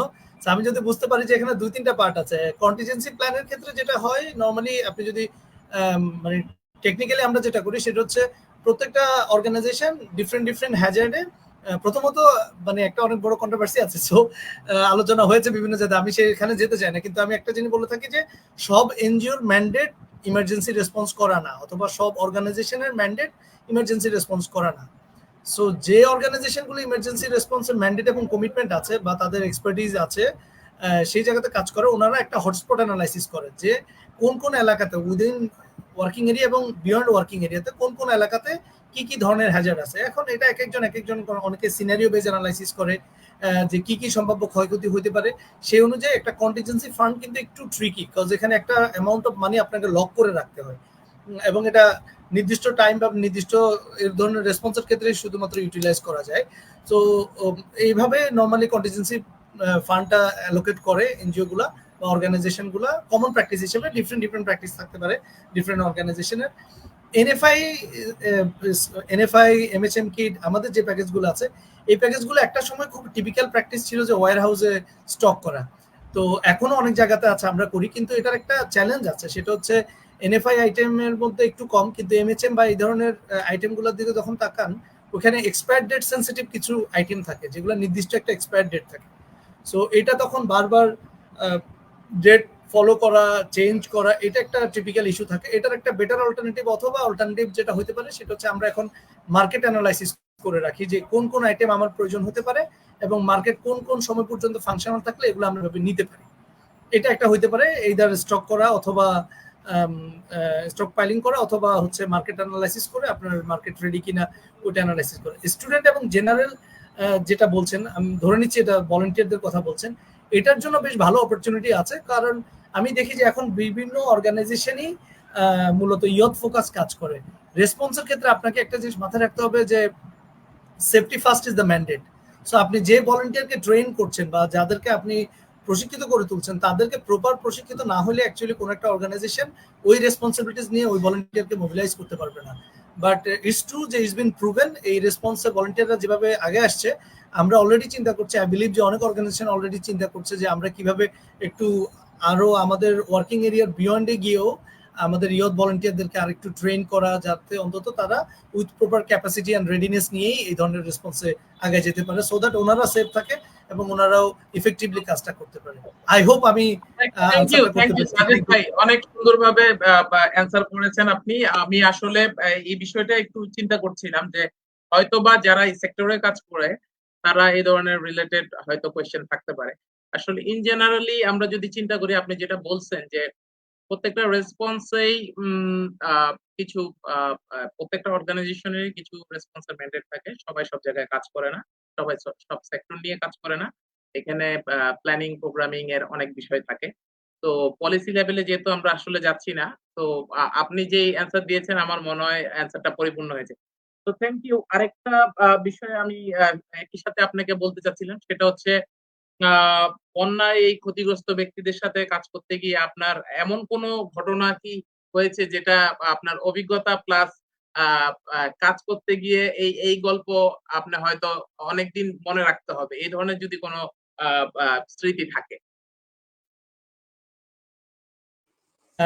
আমি একটা একটু মজার গল্প বলি আর একটা খুব ভালো লাগার গল্প বলি। একটা মজার কথা হচ্ছে, আমাদের যে টিমটা কাজ করছিলেন, আমাদের প্রথম দিন অলমোস্ট সারা রাত আমরা রেস্কিউ অপারেশন নিয়ে কাজ করছি। তো প্রায় মধ্যরাতের দিকে হঠাৎ করে একটা মসজিদের মাইকে অ্যানাউন্স হইলো যে স্পিড বোর্ডে করে ডাকাত দল আমাদের গ্রামের দিকে আগে আসছে, সো আপনারা কেউ স্পিড বোর্ডে উঠবেন না। এবং এই অ্যানাউন্সমেন্ট শুনে যেটা করলো যে টিম ইমিডিয়েটলি ডিসিশন নিল, আচ্ছা তার মানে আমাদেরকে আগে মসজিদে যাইতে হবে, ওনাকে বুঝাইতে হবে কজন মাইকে অ্যানাউন্স করছেন। ওনাকে বুঝাইলে হয়তো উনি আরেকবার রিপিট একটা অ্যানাউন্সমেন্ট দিলে এটা হয়তো সমাধান হবে। বাট ভেরি আনফরচুনেট, অথবা খুব স্ট্রেসফুল সিচুয়েশন আসলে তখন। স্পিড বোর্ডটা যখন মসজিদের দিকে যাওয়া শুরু করলো তখন উনি মসজিদ থেকে আবার অ্যানাউন্সমেন্ট দিল যে স্পিড বোর্ডটা এখন মসজিদের দিকে আসছে, আপনারা সবাই এদিকে আগে আসেন। এবং এটার সাথে সাথেই আশেপাশের প্রচুর মানুষ লাইট টাইট নিয়ে অনেক, মানে খুবই ক্যাওটিক একটা সিচুয়েশন ছিল। যাই হোক, বাট পরবর্তীতে যেটা হয়েছে যে ওনারা প্রস্তাব করেছেন ভলান্টিয়ারদেরকে যে আমরা এখন ফেসবুকে লাইভে যাব, ফেসবুক লাইভে গিয়ে আমরা এটাকে ব্যাপারটা আপনার সবার কাছে খোলাসা করবো যে ব্যাপারটা এরকম না। যাই হোক, ভলান্টিয়াররা খুব স্মার্টলি এটা ডিল করতে পেরেছে। এবং পরের দিন আমরা ওই এলাকাতে যখন আবারও রেস্কিউ করতে যাই, তখন পুরো গ্রামে গ্রামে ডাকাতের গল্প, এবং মানুষজন আমাদেরকে ওই ডাকাতের গল্প শোনাচ্ছিল যে আরে ভাই বলে না কালকে স্পিড বোট করে ডাকাত আসছে। আসলে এই ইন্টারেস্টটা আসলে আমার পার্সোনালি বলবো না, আমার মনে হয় আমরা অনেকেই ওই সময় যারা ওই রেসপন্সে ডিরেক্টলি ছিল না, দূর থেকে আমরা তো নিউজ বা ফেসবুক থেকেই বেসিক্যালি নিউজ গুলো পাচ্ছিলাম, কিন্তু অনেকের সাথে আপনাদের সাথে যোগাযোগ করারও এরকম সুযোগ হয়ে উঠে নাই। কিন্তু ফেসবুকে দেখতেছিলাম যে যারা ত্রাণ নিয়ে যাচ্ছে তাদেরকে ডাকাত হিসাবে চিহ্নিত করতেছে, কিংবা হয়তো ডাকাত গ্রুপ এসে যাচ্ছে, কেউ কেউ ডাকাতি করে ত্রাণও নিয়ে যাচ্ছে। তো এই বিষয়গুলো আসলে খুবই ভয়ঙ্কর ছিল। আপনারা যেহেতু ফিজিক্যালি এই সিচুয়েশন ফেস করে আসছেন, তা আসলে খুবই ভয়ঙ্কর সিচুয়েশন। তো আমি চলে যাচ্ছি আব্দুল্লাহ আল নাইমের কাছে। নাইমের যদি এই বন্যা রেসপন্স করতে গিয়ে পার্সোনাল কোনো অভিজ্ঞতা থাকে আমাদেরকে একটু শর্ট আকারে যদি বলতে। থ্যাংক ইউ রাবি ভাই। আসলে দুটো ছোট ছোট ঘটনা আমরা একটু শেয়ার করি। আমি মানে ফেরি থেকে যখন ব্যাক করলাম, আমরা কুমিল্লা, বাক্সিমুল, ফকিরবাজার, গাজীপুর এই এলাকাগুলিতে কভার করেছিলাম বুড়িচংয়ের। সেই তিনটা ক্যাম্পে মোটামুটি আমি রেগুলার শহরের যে ক্যাম্প সেখান থেকে রেগুলার যাতায়াত করতাম, তাদের কিছু লাগবে কিনা জেনে সে শহর থেকে সেগুলো ম্যানেজ করে আবার যেতাম। তো আমরা ওখানে বেবি ফুডের একটা প্রোগ্রামও চালিয়েছি। বাট এমন একদিন দুপুরবেলা আমরা খবর পেলাম যে ওখানে সবচেয়ে বেশি ক্ষতিগ্রস্ত ছিল বাক্সিমুল। সেখানে অলমোস্ট 7 to 8 ফিট পানি ছিল। সেখানে সকল গ্রাম পুকুর মানে সবকিছুই ডুবে গেছিল। কোনটা মানে পুকুর ছিল, কোনটা মানে ধান ক্ষেত ছিল বা কোনটা বাসা বাড়ি আমরা কোনো কিছু বুঝতেছিলাম না ওখানে। ওখানে একটা রেস্কিউ কল আসলো যে একটা গ্রামে 3 থেকে 4টা ফ্যামিলির ওরা টিনের চালে ওখানে অবস্থা মানে আসে। ওখানে একটা জিনিস মানে কুমিল্লার একটা জিনিস ভালো ছিল, ফেনীর মতন কোনো নেটওয়ার্ক ইস্যু ছিল না আমাদের। আমাদের বন্যা অঞ্চলে যেগুলো যে জায়গাগুলো ডুবে গেছিল সেখানে খুব ভালো নেটওয়ার্ক ছিল। তো আমরা ওখান থেকে ফোন কলগুলি পাচ্ছিলাম যে প্লিজ আমাদেরকে এখানে যদি পারেন কোন রেস্কিউ টিম পাঠান। তো ওখানে একটা বড় সমস্যা ছিল কুমিল্লার ওই পরিসংগের এই সাইডটাতে নৌকার খুব একটা মানে বোটের খুব শর্টেজ ছিল। তো আমরা ওখানে জাস্ট আমি আর আমার ফ্রেন্ড গেলাম, সাথে একজন লোকাল মানুষকে নিয়ে আমরা ওখানে প্রায় কিছু বুক সমান পানি পর্যন্ত হেঁটে গিয়ে দেন হচ্ছে বোটের যে ঘাট রেল লাইনের পরে ওখানে গেলাম। তো একটা প্রবলেম যেটা ছিল, বোট ছিল না আমাদের কাছে, কারণ বোট তখন খুব এক্সপেন্সিভ আর আমরা তখন কেনার মতন কোনো সিচুয়েশন ছিল না। তো আমরা একটা লোকাল একটা ওই আরএফএল এর প্লাস্টিক বোট যেটা ইনস্ট্যান্ট তখন বের হয়েছিল সেটার একটা ম্যানেজ করতে পারলাম। সেটা দিয়ে আমরা যখন ওই স্পট পর্যন্ত যাব, সবচেয়ে বড় প্রবলেমটা ছিল নেভিগেশন। আমরা বুঝতেছিলাম না যে অ্যাকচুয়ালি গ্রামটার ওয়েটা কোন দিকে। রোডে যতদিন ছিল রোড দিয়ে বোঝা গেছে যে এইভাবে যেতে পারবো, কিন্তু যখন আমরা বোটে রাস্তা কোনটা, ওই গ্রামের লোকেশন কোনটা বা কোনো নেভিগেশন আমরা পাচ্ছিলাম না। তো লোকাল একজন সাথে ছিল, উনি একটা গেস করে করে আমাদেরকে ওই সাইড পর্যন্ত নিয়ে গেল। তো মেইনলি যেটা আমাদের ওখানে গিয়ে ফেস করলাম, যে একটা ফ্যামিলি ছিল মোস্ট প্রবাবলি 5 জনের, 3 জন ফিমেল মেম্বার এবং 2 জন মেল, এবং এর মধ্যে একজন ফিমেল মেম্বার একটু অসুস্থ ছিল। তো আমাদের যে বোটটা ছিল ওটা ক্যাপাসিটি ছিল 6 to 7 পার্সন। আমরা নিজেরা অলরেডি 3 জন ছিলাম, কারণ আমাদের সাথে বেবি ফুড গুলিও আমাদের ছিল। তো ওখানে এখন এমন একটা সিচুয়েশন হচ্ছে যে কোনো 3 জন আসতে পারবে। ওখানে উনি যে মানে মেবি ওই ফ্যামিলির কর্তা ছিলেন, মানে বাবা ছিলেন, ওনার সন্তান বা ওয়াইফ ছিল। উনি কি বলে যে ঠিক আছে আমি আর আমার ছেলে থাকতেছি, আপনি আমার ওয়াইফ আর আমার মেয়েদেরকে নিয়ে যান। কিন্তু ওনাদেরকে নিয়ে আসার পর আমরা যে আবার আসতে পারবো এটা কিন্তু কোনো গ্যারান্টি ছিল না, কারণ অলরেডি বিকাল। আর ওই স্পট পর্যন্ত ওই নৌকাটা কিন্তু ইঞ্জিনওয়ালা নৌকা না, মানে এই বৈঠা দিয়ে যেটা নর্মালি চলে, প্রায় আমাদের 2 ঘন্টা লেগেছিল শুধু ওই স্পটে যেতে, যেহেতু অনেক নৌকাটা অনেক স্লো। তো আমাদের ওই জায়গাটা একটু খারাপ লাগলো যে আমরা পুরো ফ্যামিলিকে রেস্কিউ করতে পারিনি, বাট ওই 3 জনকেও আনতে পেরেছিলাম। কিন্তু এরপরে আমাদের আর যাওয়ার সুযোগ হয়নি, কারণ রাত হয়ে গিয়েছিল। আমরা পরের দিন যাবো বলেছিলাম। পরের দিন আমরা অন্য রেস্কিউ টিমকে হ্যান্ড ওভার করেছিলাম। এরপরে উনিকে উদ্ধার করা গেছে কিনা আমরা পরে খবরটা পাইনি, কারণ ওই দিন রাতে আমাদের একটা ইনসিডেন্ট হয়েছিল। সেটা হচ্ছে ওই সাজাদ ভাই অলরেডি যেটা বললো ডাকাতের সমস্যাটা, আমাদের ঠিক আগের টিম ঢাকা উত্তরা থেকে মেবি ভাইরা এসেছিলেন, ওনাদের ফুল বোটটা হচ্ছে ডাকাতের শিকার হয়েছিল। ওনাদের প্রায় মোবাইল সহ ত্রাণগুলি নেয়নি, বাট মোবাইল সাথে টাকা, ক্যাশ টাকা টাকা সব নিয়ে গেছিল। তো আমরা রাতে একটা ইনসিকিউরিটি ছিলাম, তো আমরা সবাই ওখান থেকে যত দ্রুত পেয়েছিলাম শহরে মুভ করে ফেলেছিলাম আর কি। তো এসব আরেকটা জিনিস আমি যেটা সবচেয়ে বেশি ফেস করলাম, এই যে 2-3 দিন ধরে ওরা টিনের চালে বা পানিতে অবস্থান করতেছিল যতক্ষণ পর্যন্ত রেস্কিউ হয় নাই। সবচেয়ে বড় প্রবলেম আমার যেটা লাগলো সেটা হাইজিন। মানে ওদের ওয়াশরুমের প্রয়োজন তো অবশ্যই পড়ছে 2-3 দিন। স্পেশালি ফিমেলরা তো কোনো ড্রেস চেঞ্জ করার সুযোগ পায়নি ওখানে, ওই অবস্থায় ওই জায়গায়। সবাই ত্রাণের জিনিসটা চিন্তা করছে, বাট ওখানে ওদের ওয়াশরুম ফ্যাসিলিটিসটা কিন্তু খুবই বাজে একটা অবস্থা ছিল। মানে আমি এটা এক্সপ্লেন করতে পারবো না আপনাকে ওখানে কি দেখলাম আমরা, মানে আপনারা আইডিয়া গেস করতে, যারা গিয়েছেন তারা আইডিয়া করতে পারছেন ওখানে সিচুয়েশন গুলি কিরকম ছিল। আমরা যখন ক্যাম্পে অবস্থান করলাম, বাক্সিমূল ক্যাম্পটা মানে আমি কি বলবো প্রায় দ্বীপের মতন ছিল। চারোদিকে শহর, মানে আপনি টাঙ্গা পর্যন্ত যেতে হলে প্রায় 2 ঘন্টা বোট রাইডিং করে চলা লাগতো। তো সেখানে কি হয়, তো ওখানে স্কুলের যে ওয়াশরুম ফ্যাসিলিটিস গ্রামের আপনারা সবাই একটু জানেন যে খুব একটা ভালো ফ্যাসিলিটিস নাই ওদের ওয়াশরুম ফ্যাসিলিটিস।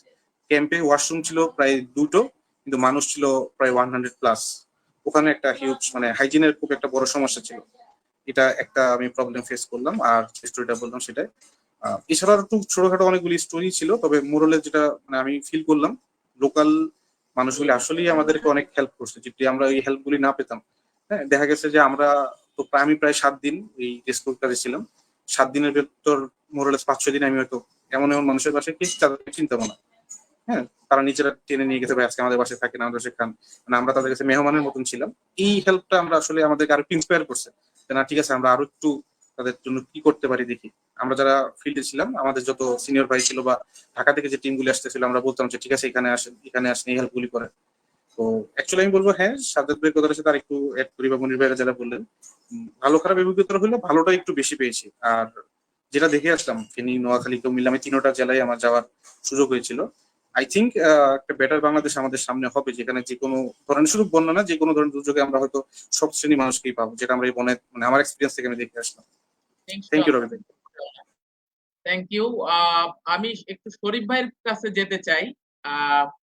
এখানে একজন কমেন্ট করেছেন, গোলাম রাব্বানী সাহেব, এই পানি কি অতিরিক্ত বৃষ্টির জন্য নাকি ভারতের পানি মূলত এই বন্যার পরিস্থিতির মূল কারণ? এই কমেন্টটা আসলে আমরা কিভাবে নিতে পারি? আমরা আসলে আমাদের এই এলাকাতে তো আসলে ৩০ বছর বন্যা হয় নাই। এটা তো ট্রু। এবং বন্যার বন্যা তো আসলে প্রাকৃতিক দুর্যোগ। প্রাকৃতিক দুর্যোগ তো আসলে আটকানোর আসলে কারো হাতে নাই। তো আপনার মতামতটা যদি বলেন আরকি শরীফ ভাই। আপনি কি মনে করছেন? আচ্ছা, ধন্যবাদ রাবি ভাই এবং রব্বানী ভাই। রব্বানী ভাই খুবই চমৎকার একটা প্রশ্ন করছেন। রব্বানী ভাই আমাদের এক্স কলিগ, আমার এবং রাব্বি ভাই ২ জনেরই। তো যাই হোক, আসলে এই যে ফেনী বা কুমিল্লাতে প্রতি বছরও তো শরীফ আগেও ভাই, বৃষ্টি ওই পড়ে, এখনো বৃষ্টি গোলাম রাব্বানী ভাই যিনি ছিলেন, উনি আসলে এই আইডি না। আ ও এই আচ্ছা, আইডি আমার সরি। খুবই ক্লোজ একজন। তো আপনি অ্যান্সার করেন। আচ্ছা, প্লিজ। আচ্ছা, সরি তাহলে আমার হয়তো বুঝতে ভুল। আচ্ছা, যাই হোক, আ ফেনী বা কুমিল্লাতে প্রতি বছরই কিন্তু বৃষ্টি হয়। আগেও হয়েছে, এবছরও হয়েছে। তো বৃষ্টির যদি কারণে এই বন্যাটা হতো তাহলে কিন্তু এত ব্যাপক আকারে বন্যাটা হতো না। এই বন্যার মূল কারণটা হলো আপস্ট্রিমের যে আপনার পানির যে প্রেশার, মূলত এই কারণটাতেই আমাদের এই বন্যাটা হয়েছে আমরা যতদূর দেখতে পেলাম। বা আমাদের সবার যে অবজারভেশন এ যেটা আসে স্বল্প বুদ্ধিতে। আমি একটু অ্যাড করি। জি, জি, শিওর। G, please. তো এই যে হ্যাঁ, ভাই যেটা শরীফ ভাই যেটা বলেছেন এটাও একটা কারণ। সাথে, সাথে কিন্তু যেটা হচ্ছে যে এটা কিন্তু আপনারা জানেন যেটা এটা ক্লাউড ব্লাস্টিং ছিল কিন্তু একটা। তো আপনি দেখবেন নোয়াখালী এবং ফেনীতে ৩০০ থেকে ৪০০ মিলিমিটার কিন্তু বৃষ্টি হয়েছিল। বিশেষ যেখানে যেদিন মূল যে বন্যাটা যেদিন শুরু হয় পানি আসে। কারণ এটাও কিন্তু একটা কারণ ছিল। কারণ ক্লাউড ব্লাস্টিংটা হচ্ছে অনেক অনেক মেঘ জমে কিন্তু মানে একসময় কিন্তু ওটা ব্লাস্ট আকার ধারণ করে। দেখবেন প্রায় কিন্তু ১ মাস ধরে কিন্তু আমাদের বৃষ্টি ছিল। ইভেন হচ্ছে যে যখন বন্যা আমরা যখন রেসপন্স এ গিয়েছিলাম তখনও কিন্তু ওখানে বৃষ্টি ছিল। ক্লাউড ব্লাস্টিংটাও কিন্তু অন্যতম একটা কারণ ছিল। সাথে, সাথে শরীফ ভাই যেটা বললেন, ওই যে রাব্বানী ভাই যেটা বললেন ভারত থেকে পানি আসা এটাও একটা কারণ কিনা হ্যাঁ। ওইটাও একটা কারণ বা সাথে, সাথে এই ক্লাউড ব্লাস্টিংটাও কিন্তু অন্যতম একটা কারণ। ওই যে আমি আমি মনির ভাইয়ের সাথে সম্পূর্ণ একমত। আসলে আমাদের দেশের টপোগ্রাফিটাই এরকম। আমরা ডাউন স্ট্রিমে আছি।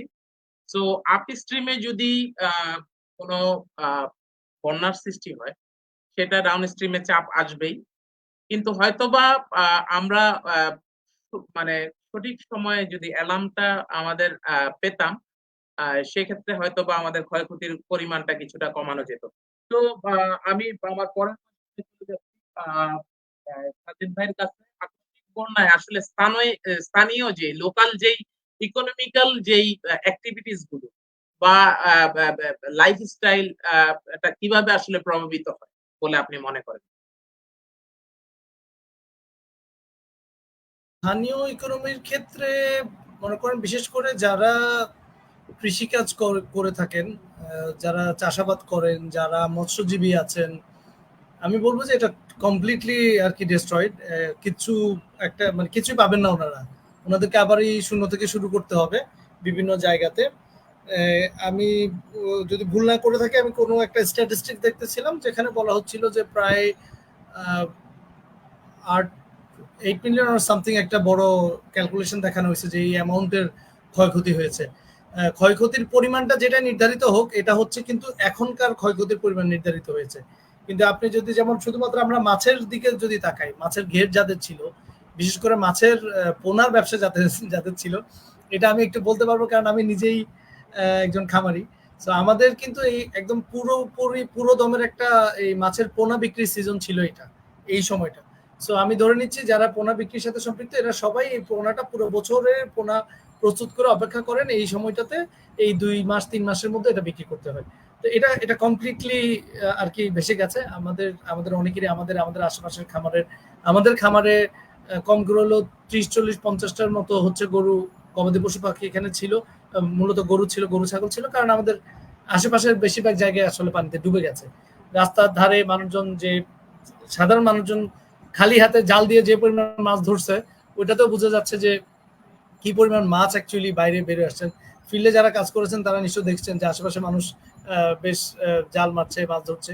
এটা ছাড়াও ভাই যে এলাকাতে পানির চাপে স্পেশালি নদীর দিক থেকে পানিটা চাপ দিয়ে উপরের দিকে উঠছে, সেই জায়গাগুলোতে কিন্তু যদি নদীতে লবণাক্ততার পরিমাণ থাকে এটার একটা লং টাইম ইফেক্ট থাকবে, যে এই মাটির এই ফার্টিলিটি আবার আসবে, এটা আবার কাল্টিভেট করতে হবে, এটা it will take long time. যে এলাকাগুলোতে ফেনীতে কিছু জায়গাতে, দাগনভূঞাতে কিছু জায়গাতে এখনো পানি আছে, সেই জায়গাতে কিন্তু ওনারা খুব কুইকলি, এবং এই সিজনটা মিস করার পরে, যেহেতু আমাদের বাংলাদেশের কৃষিকাজ স্বভাবতই এখনো বেশিরভাগ ক্ষেত্রে আমরা প্রকৃতির উপর নির্ভরশীল, এই মোমেন্ট টাইমটা মিস করার পর কিন্তু একটা বড় একটা সময় ফাঁকা যাবে, যে সময়টাতে ওনাদের প্রোডাক্টিভিটিটা খুব একটা ইফেক্টিভলি কাজ করবে না। আমার জানা মতে বিভিন্ন মন্ত্রণালয়, কৃষি মন্ত্রণালয়, মৎস্য, তারপর প্রাণী সম্পদ, এরা হচ্ছেন লিস্ট করার চেষ্টা করছেন কোন কোন এলাকাতে কি কি ধরনের ক্ষয়ক্ষতি হয়েছে। সেটা যে ক্ষয়ক্ষতি, মূল ক্ষয়ক্ষতি হয়েছে সেটার তুলনায় হয়তো অপ্রতুল হতে পারে, কিন্তু আমি বিশ্বাস করি যে সরকার যদি আগে আসে, স্থানীয় যারা দায়িত্বপ্রাপ্ত আছেন বিভিন্ন ডিপার্টমেন্টের, ওনারা যদি আগে আসেন এবং সাপোর্ট নিয়ে আসেন, তাহলে হয়তো কৃষকরা তাদের এই ক্ষয়ক্ষতি কিছুটা হয়তো কমে আনতে পারবে। কিন্তু বেশিরভাগ ক্ষেত্রে এই ক্ষয়ক্ষতিটা আসলে অনেক অনেক বড়। যে ক্ষয়ক্ষতির ফাইন্যান্সিয়াল ক্যালকুলেশন হচ্ছে, এটা কিন্তু আমি আবার বলি যে এটা হচ্ছে এখনকার ক্ষয়ক্ষতি, যে আপনি একটা গাছ মনে করেন নষ্ট হয়েছে, এই গাছের ভ্যালুটা আপনি কাউন্ট করেছেন, কিন্তু এই গাছটা যে আগামী আরো 2 বছর ধরে যে ফলটা দিত, সেটা কিন্তু এখানে কাউন্ট করা হয়নি। সো মানে অ্যাকচুয়াল ভ্যালু অনেক অনেক বেশি হবে ক্ষয়ক্ষতির পরিমাণটা। সো এখন এই মুহূর্তে সরকারের সহযোগিতা, যারা এক্সপার্ট আছেন তারা, আমরা দেখেছি যে কৃষি বিশ্ববিদ্যালয়ের ছাত্রছাত্রীরা এগিয়ে এসছেন, তারা কিছু চেষ্টা করছেন যে ধানের চারা করে, বীজ করে কিভাবে দেওয়া যায়। তো আমি মনে করি এখানেও মানুষজন যেভাবে এগিয়ে এসছেন, একজন একজনের পাশে থাকলে কিছুটা হয়তো ক্ষয়ক্ষতি কমে আনা সম্ভব হবে। প্রান্তিক কৃষকদের জন্য এটা খুবই কঠিন, যারা এই ধরনের মানুষজনের বা ইনভেস্টমেন্ট হারাইছে বলে আমি মনে করি আর কি। রাবি ভাই। থ্যাংক ইউ সাজেদ ভাই। আমি একটু শরীফ ভাইয়ের কাছে জানতে চাচ্ছিলাম, যেহেতু উনি ক্লাইমেট অ্যাকশন নিয়ে কাজ করেন, পাশাপাশি বাংলাদেশের অন্য বন্যা দুর্গত এলাকায়ও কাজ করেন। আমার কোয়েশ্চেনটা আসলে এরকম ছিল যে সাম্প্রতিক যে বন্যার তীব্রতা আমরা দেখেছি, আমাদের এই জলবায়ু পরিবর্তনের সাথে এটার কি কোনো সম্পর্ক আছে কিনা? আর যদি জলবায়ু পরিবর্তনের সাথে সম্পর্ক থাকে, তাহলে আমাদের এটা মোকাবেলা করতে আসলে কি করতে হবে? যদি কিনা আমি অন্যান্য বন্যা কবলিত এলাকার বিষয়ে বলতে চাই, যেমন আমরা কিছু স্টেপ নেই, ইনফ্রাস্ট্রাকচার গুলো প্লিন্থ লেভেল থেকে একটা ফ্লাড লেভেল থেকে একটা রাইজ করা হয়, কিংবা টিউবওয়েল গুলো আছে, টিউবওয়েল গুলোর ক্ষেত্রেও একটা প্লিন্থ লেভেলটা রাইজের একটা বিষয় থাকে। এখন কুমিল্লা, ফেনী, নোয়াখালী বা লক্ষ্মীপুর, এই এলাকাগুলোতে পানির যেই লেভেলটা আমরা দেখতে পাই, এটা তো 2 ফিট, 3 ফিট, 5 ফিট না, কিছু কিছু জায়গায় 9 ফিট, 10 ফিটও হয়ে গেছে। তো আমাদের আসলে এই জলবায়ু পরিবর্তনের সাথে কি আসলে কিছু পলিসির জায়গাটাও কাজ করার জায়গা আছে কিনা, আপনি আসলে কি মনে করেন শরীফ ভাই? আচ্ছা, ধন্যবাদ রাব্বি ভাই। আসলে হ্যাঁ, জলবায়ু পরিবর্তনের ফলে যে বৃষ্টিপাতের যে পরিমাণটা, আসলে মানে আমি যেটা বলতে চাচ্ছি, যে বৃষ্টি কিন্তু আগেও হতো। জলবায়ু পরিবর্তনটার সাথে বৃষ্টির যে সম্পৃক্ততা, যেটা যে পরিবর্তন, সেটা আগে একটু আমি বলি। যে বৃষ্টি আগেও হতো, আগে দেখা যাচ্ছে সারা বছরে আমাদের বৃষ্টিপাতের পরিমাণ ছিল 1000 মিলিমিটার, ঢাকা শহরে এক্সাম্পল। এবং সেটা একটা টাইমলি হতো, যে সারা বছর ধরে বৃষ্টি হচ্ছে। মে মাসে, জুন মাসে আপনার 500 মিলিমিটার হইছে, বা 300 মিলিমিটার হইছে, সেপ্টেম্বর মাসে হইছে 200 মিলিমিটার, অক্টোবর মাসে হইছে 300 মিলিমিটার, এভাবে সারা বছর মিলে 1000 মিলিমিটার বৃষ্টিপাত হলো বাংলাদেশে। কিন্তু হঠাৎ করে জলবায়ু পরিবর্তনটার ফলে যেটা হচ্ছে, যে আমার একটা মাসে আমার 700 মিলিমিটার বৃষ্টিপাতের রেকর্ড হচ্ছে, মানে হিউজ কোয়ান্টিটির একটা বৃষ্টিপাত হচ্ছে।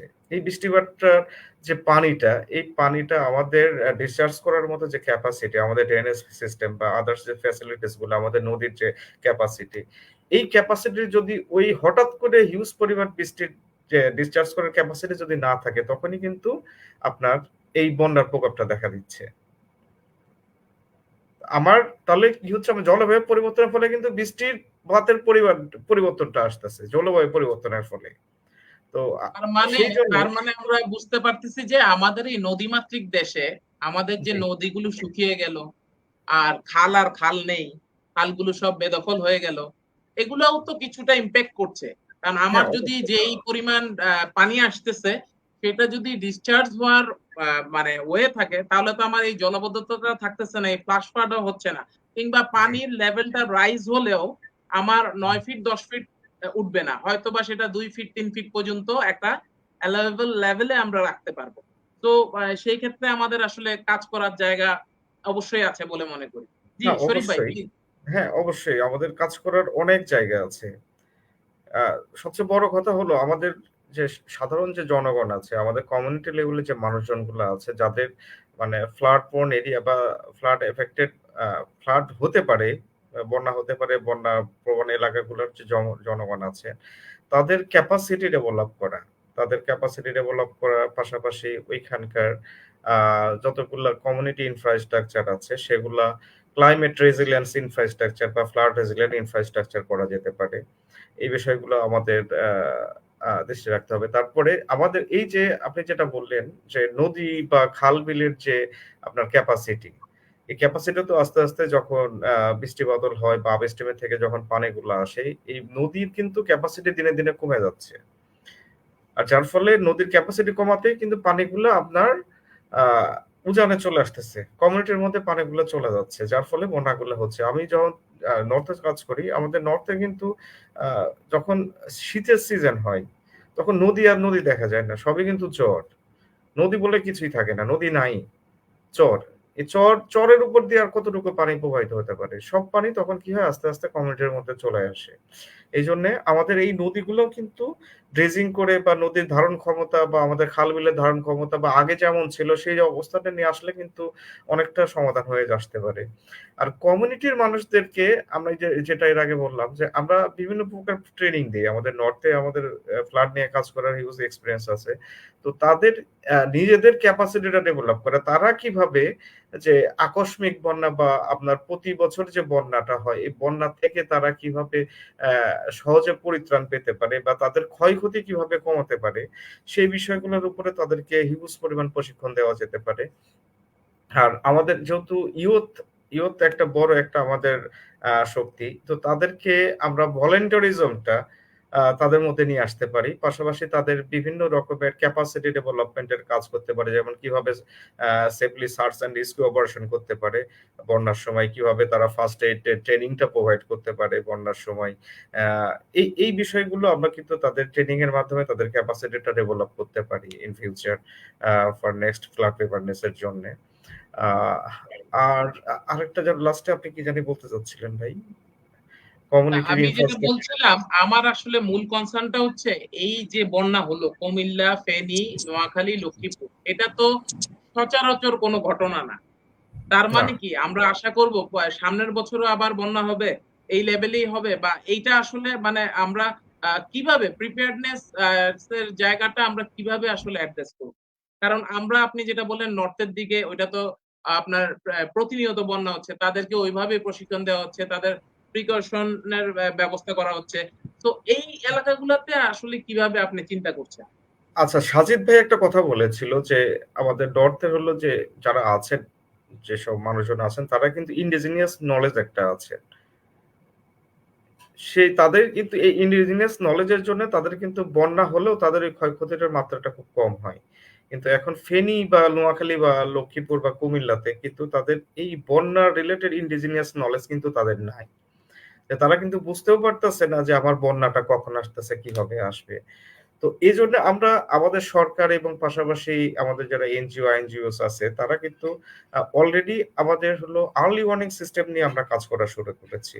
এবং বাংলাদেশের আর্লি ওয়ার্নিং সিস্টেমটা কিন্তু খুবই স্ট্রং একটা আর্লি ওয়ার্নিং সিস্টেম। সেটা সাইক্লোনের জন্য হতে পারে এবং ফ্লাডের জন্য হতে পারে। আপনারা জানেন যে আ সাইক্লোনের জন্য বাংলাদেশ মেট্রোলজিক্যাল ডিপার্টমেন্ট কাজ করে এবং ফ্লাডের জন্য এফএফডব্লিউসি কাজ করেন। এর পাশাপাশি অনেক এনজিও কাজ করছেন আপনার আর্লি ওয়ার্নিং সিস্টেম নিয়ে। তো আর্লি ওয়ার্নিং সিস্টেমটা আমাদের যে ওয়ার্নিং যে মেসেজটা, এই মেসেজটা সঠিক সময়ে আমাদের ওই কমিউনিটি লেভেলে পৌঁছানোটা। আমাদের ফ্লাড হবে যেটা আপস্ট্রিমের যে আপনার রেইনফলের যে ক্যালকুলেশন পাশাপাশি অনেক কিছু বিষয় বিবেচনার পরে কিন্তু আমরা একটা ওয়ার্নিং মেসেজ কিন্তু ডেভেলপ করতে পারি। সেটা আপনার এই ফেনীর জন্য হতে পারে, লক্ষ্মীপুরের জন্য হতে পারে, কুমিল্লার জন্য হতে পারে। কিন্তু এই মেসেজটা সঠিক সময়ে, কারণ এখন রিয়েল টাইম ডাটা দিয়ে আমরা কিন্তু মেসেজ ডেভেলপ করি। আমরা ফ্রেন্ডশিপে অলরেডি আমরা একটা প্রজেক্ট লঞ্চিং করতে যাবো হয়তো আগামী মাসে আর্লি ওয়ার্নিং সিস্টেম ডেভেলপমেন্ট নিয়ে। তো এই মেসেজটা যেন আমরা খুব আর্লি তাদেরকে দিতে পারি। তাদেরকে এই মেসেজটা ডেলিভারি হলে কিন্তু আমাদের ক্ষয়ক্ষতির মাত্রাটা অনেক কমে আসতো।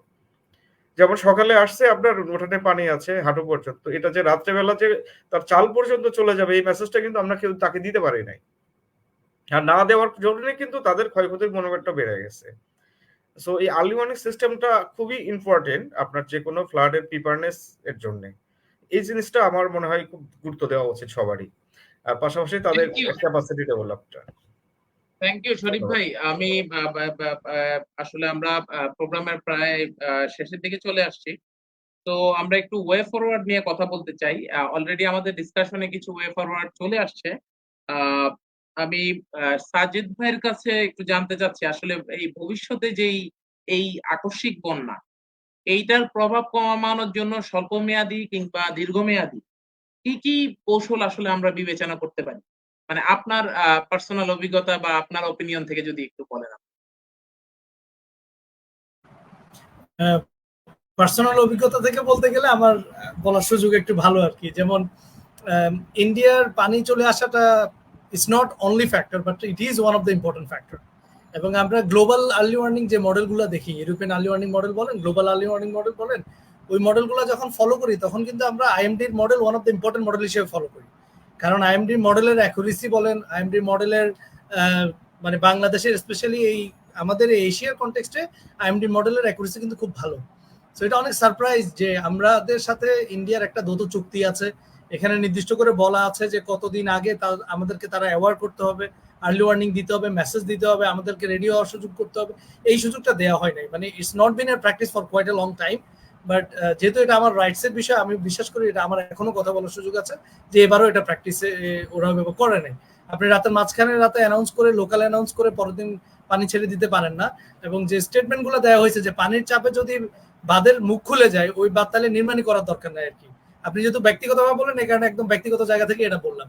কারণ আমার যদি আমি ওয়াটার প্রেশার ক্যালকুলেট করতে না পারি এবং সেই অনুযায়ী যদি আমার বাঁধের স্ট্রেংথ না থাকে, এটা যদি ওয়াটার প্রেশারে বাঁধ অটোমেটিক খুলে যায়, তাহলে যাই হোক এটা অন্য দেশের বাঁধ, ওই জায়গাতে আমরা না যাই, ওনারা কিভাবে তৈরি করছেন আমি জানি না। তো আমি বলবো যে প্রথমত এই ধরনের জয়েন্ট কোলাবোরেশন গুলো এনশিওর করা। ডাউন স্ট্রিম, আপ স্ট্রিম রিভারে, ট্রান্স বর্ডার রিভারে অনেক ধরনের বিষয় আসা থাকে, কিন্তু আমাদের জন্য এখন এটা গ্লোবাল ফ্রেমওয়ার্ক আছে, এগুলোর জন্য আমাদের উইদিন কান্ট্রি বায়োলেটারাল এগ্রিমেন্ট আছে। সেই আমাদের এগ্রিমেন্ট ওয়াইজ আমাদের রাইটস গুলো ফুলফিল হচ্ছে কিনা সেই জায়গাতে বায়োলেটারাল একটা কোঅর্ডিনেশন আরেকটু বেটার পর্যায়ে দরকার।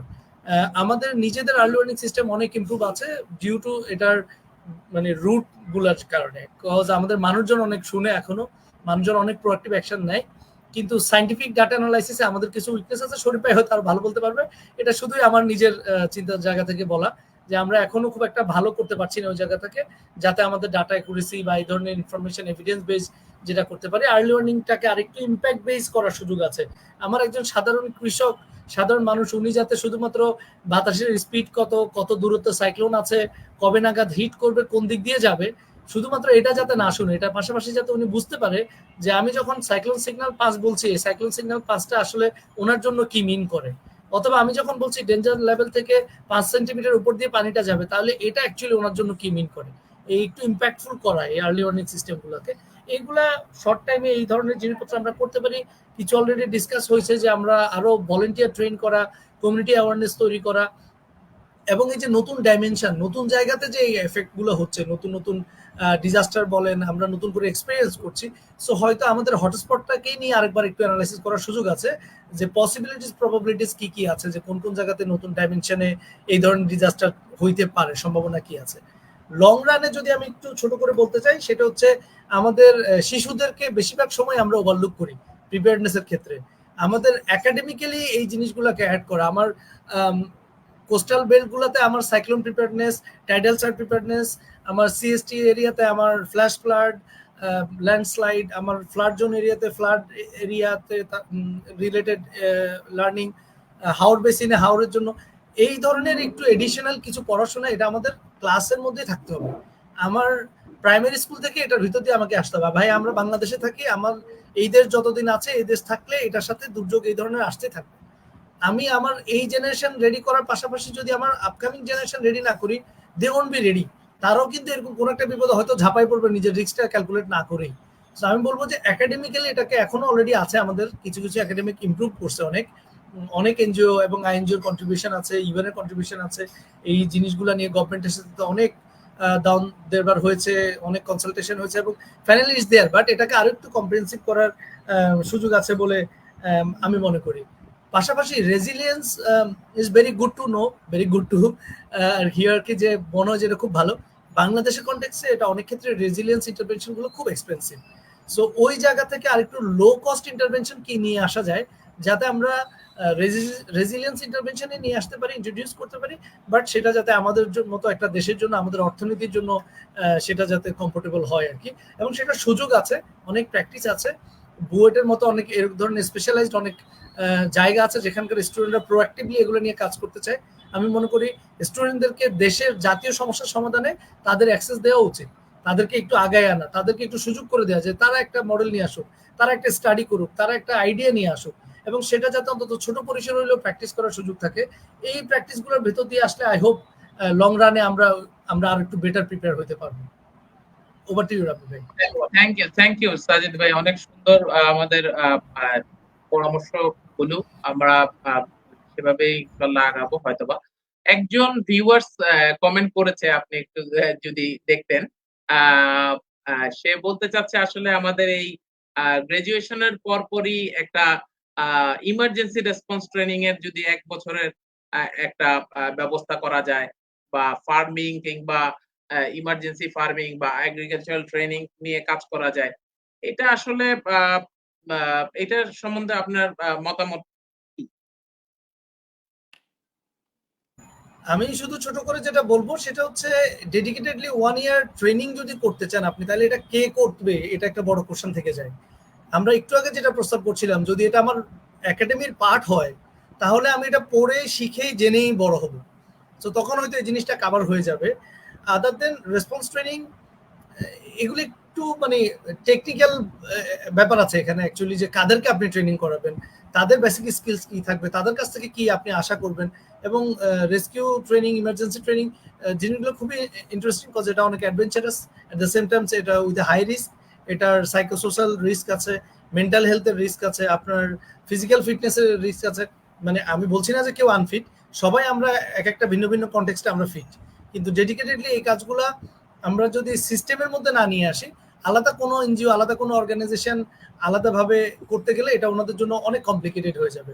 সো আই বিলিভ যে একাডেমিকের মধ্যেই আমি এটাকে পার্ট করতে পারলে এটা হয়তো অনেক ডুয়েবল হবে এবং অনেক ইজি হবে। হয়তো ডেডিকেটেড ট্রেনিং হবে না, কিন্তু আমরা জেনে শুনে বড় হইতে পারবো। এবং আমি যদি পরবর্তীতে ফিল করি যে আমি এটাতে কাজ করতে চাই, তখন হয়তো স্পেশালাইজ কিছু ট্রেনিং এর গভর্নমেন্টের দিক থেকেও কিছু ইনিশিয়েটিভ নেওয়া যেতে পারে।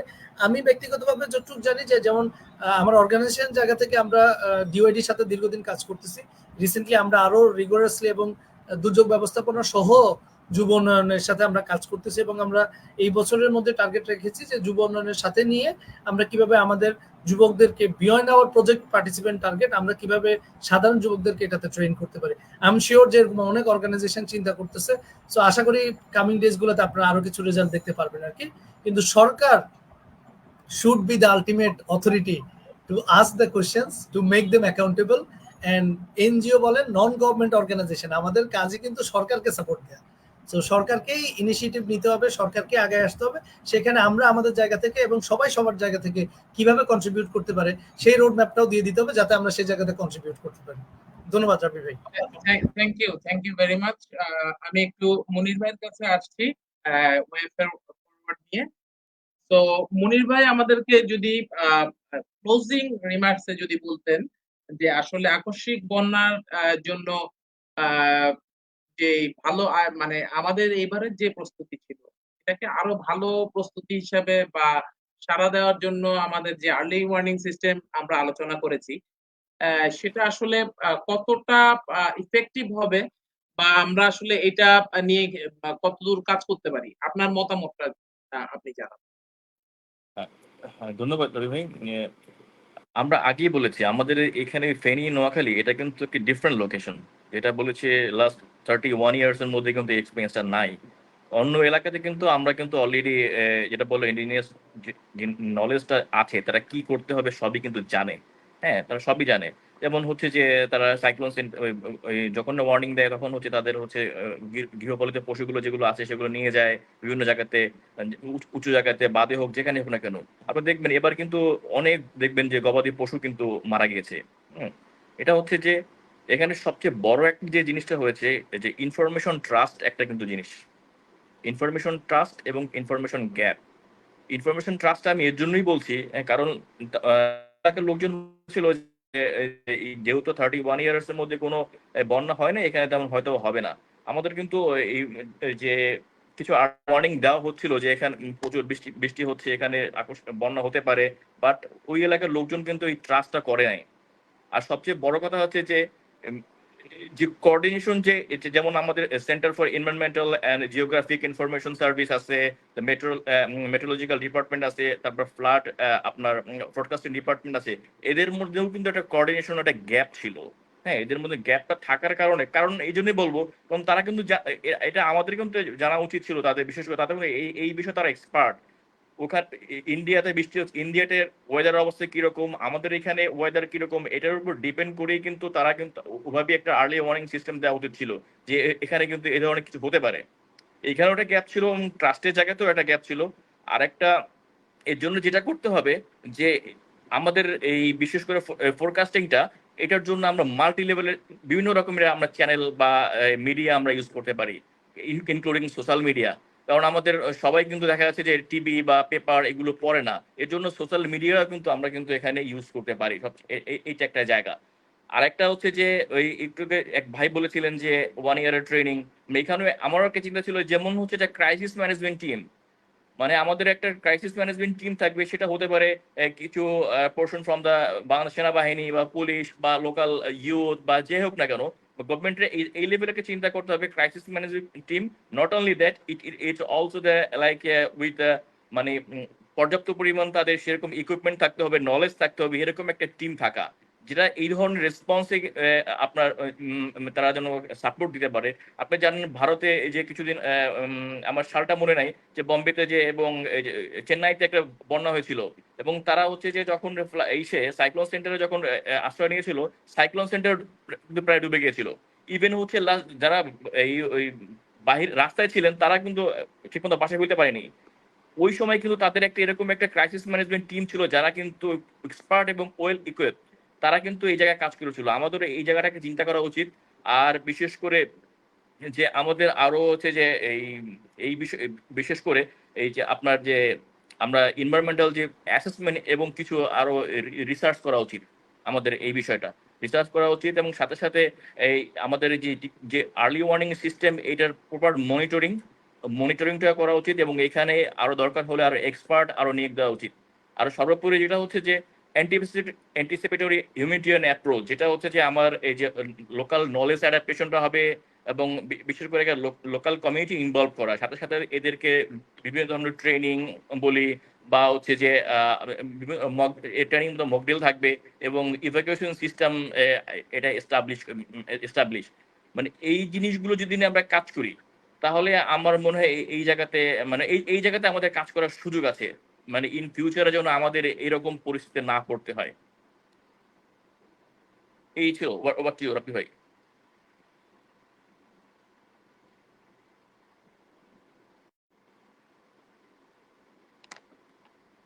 জি, ধন্যবাদ মুনির ভাই।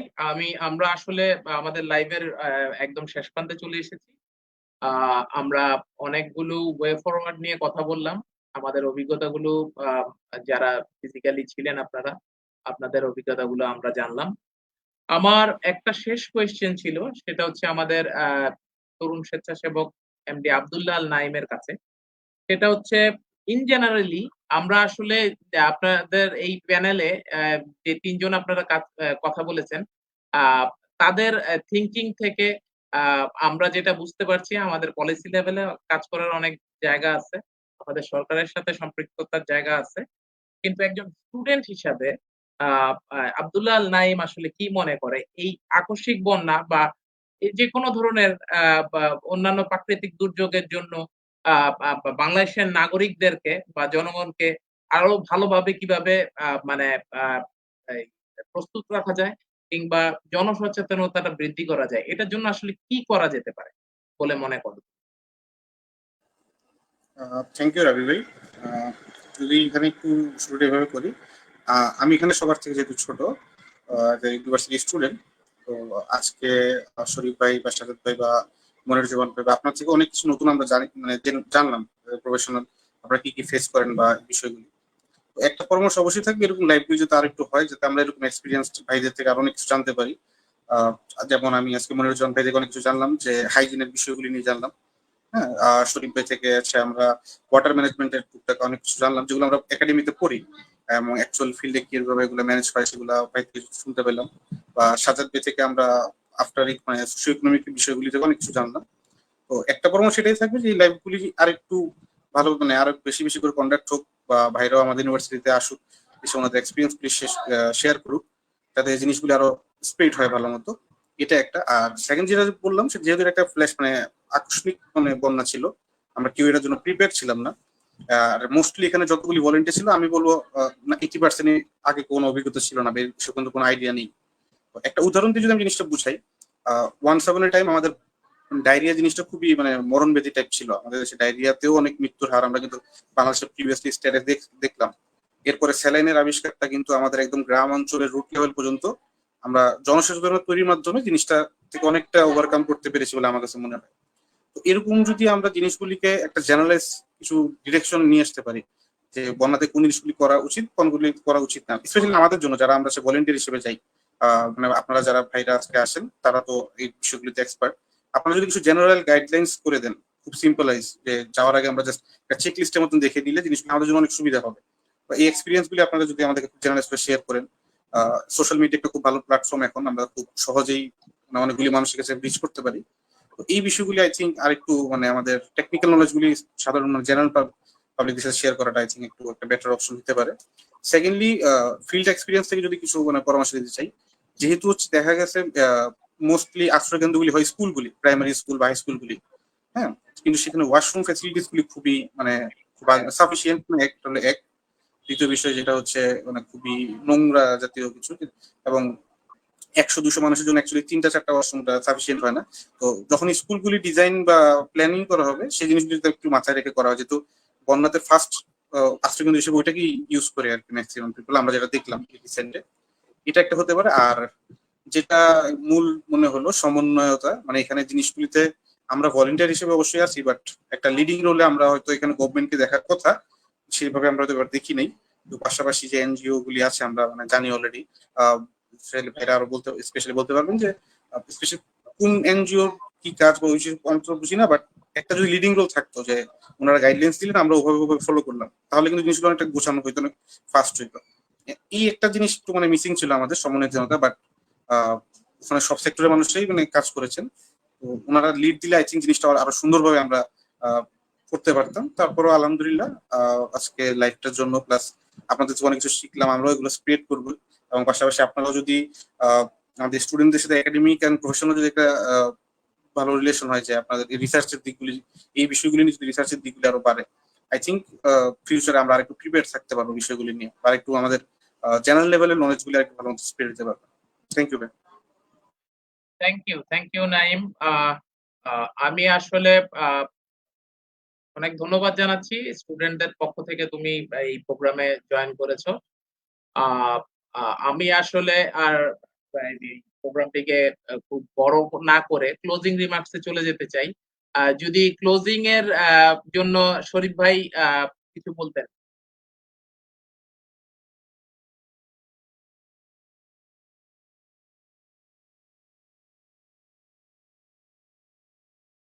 শরীফ ভাই আপনি মিউট হয়ে রয়েছেন সম্ভবত। সরি। ধন্যবাদ রাফি ভাই। আসলে সবচেয়ে বড় কথা হলো দুর্যোগ থাকবে, বাংলাদেশের যে ভৌগোলিক অবস্থান, আর দুর্যোগটা আমাদের মানে নিত্য সঙ্গী। আমাদের আঞ্চলিকতার উপর বেসিস করে আমাদের দুর্যোগের ধরনটা ভিন্ন ভিন্ন রকম। সাউথে একরকম, নর্থে একরকম, ইস্টার্নে একরকম। তো এই দুর্যোগের থেকে আমাদের পরিত্রাণের একটাই উপায় হলো আমাদের প্রিপারেডনেস এর সিস্টেমটা আরো বেশি দৃষ্টি দেওয়া প্রিপারেডনেস এর উপর। সেটা গভর্নমেন্টের সাথে সম্পৃক্ততা, আমাদের এনজিও, আইএনজিও এবং পাশাপাশি কমিউনিটির মানুষ, এদেরকে সকলকে সবর দিয়ে আমাদের প্রিপারেডনেস এর উপরে ফোকাসটা একটু বেশি রাখলে হয়তো আমরা এই দুর্যোগ থেকে, যে কোনো ধরনের দুর্যোগ থেকে আমরা সহজেই নিজেদের পরিত্রাণ নিতে পারবো। এটাই আমার আমার দৃষ্টিতে ওভারঅল একটা কথাই, যে প্রিপারেডনেসটা আমাদের একটু বেশি ফোকাস করা উচিত। প্রিপারেডনেস থাকলে আমাদের দুর্যোগের ঝুঁকির প্রায় 80% কিন্তু কমে যায়। দুর্যোগের ক্ষয়ক্ষতি যদি প্রিপারেডনেসটা ভালো থাকে, 80% ক্ষয়ক্ষতিটা কমে যায়।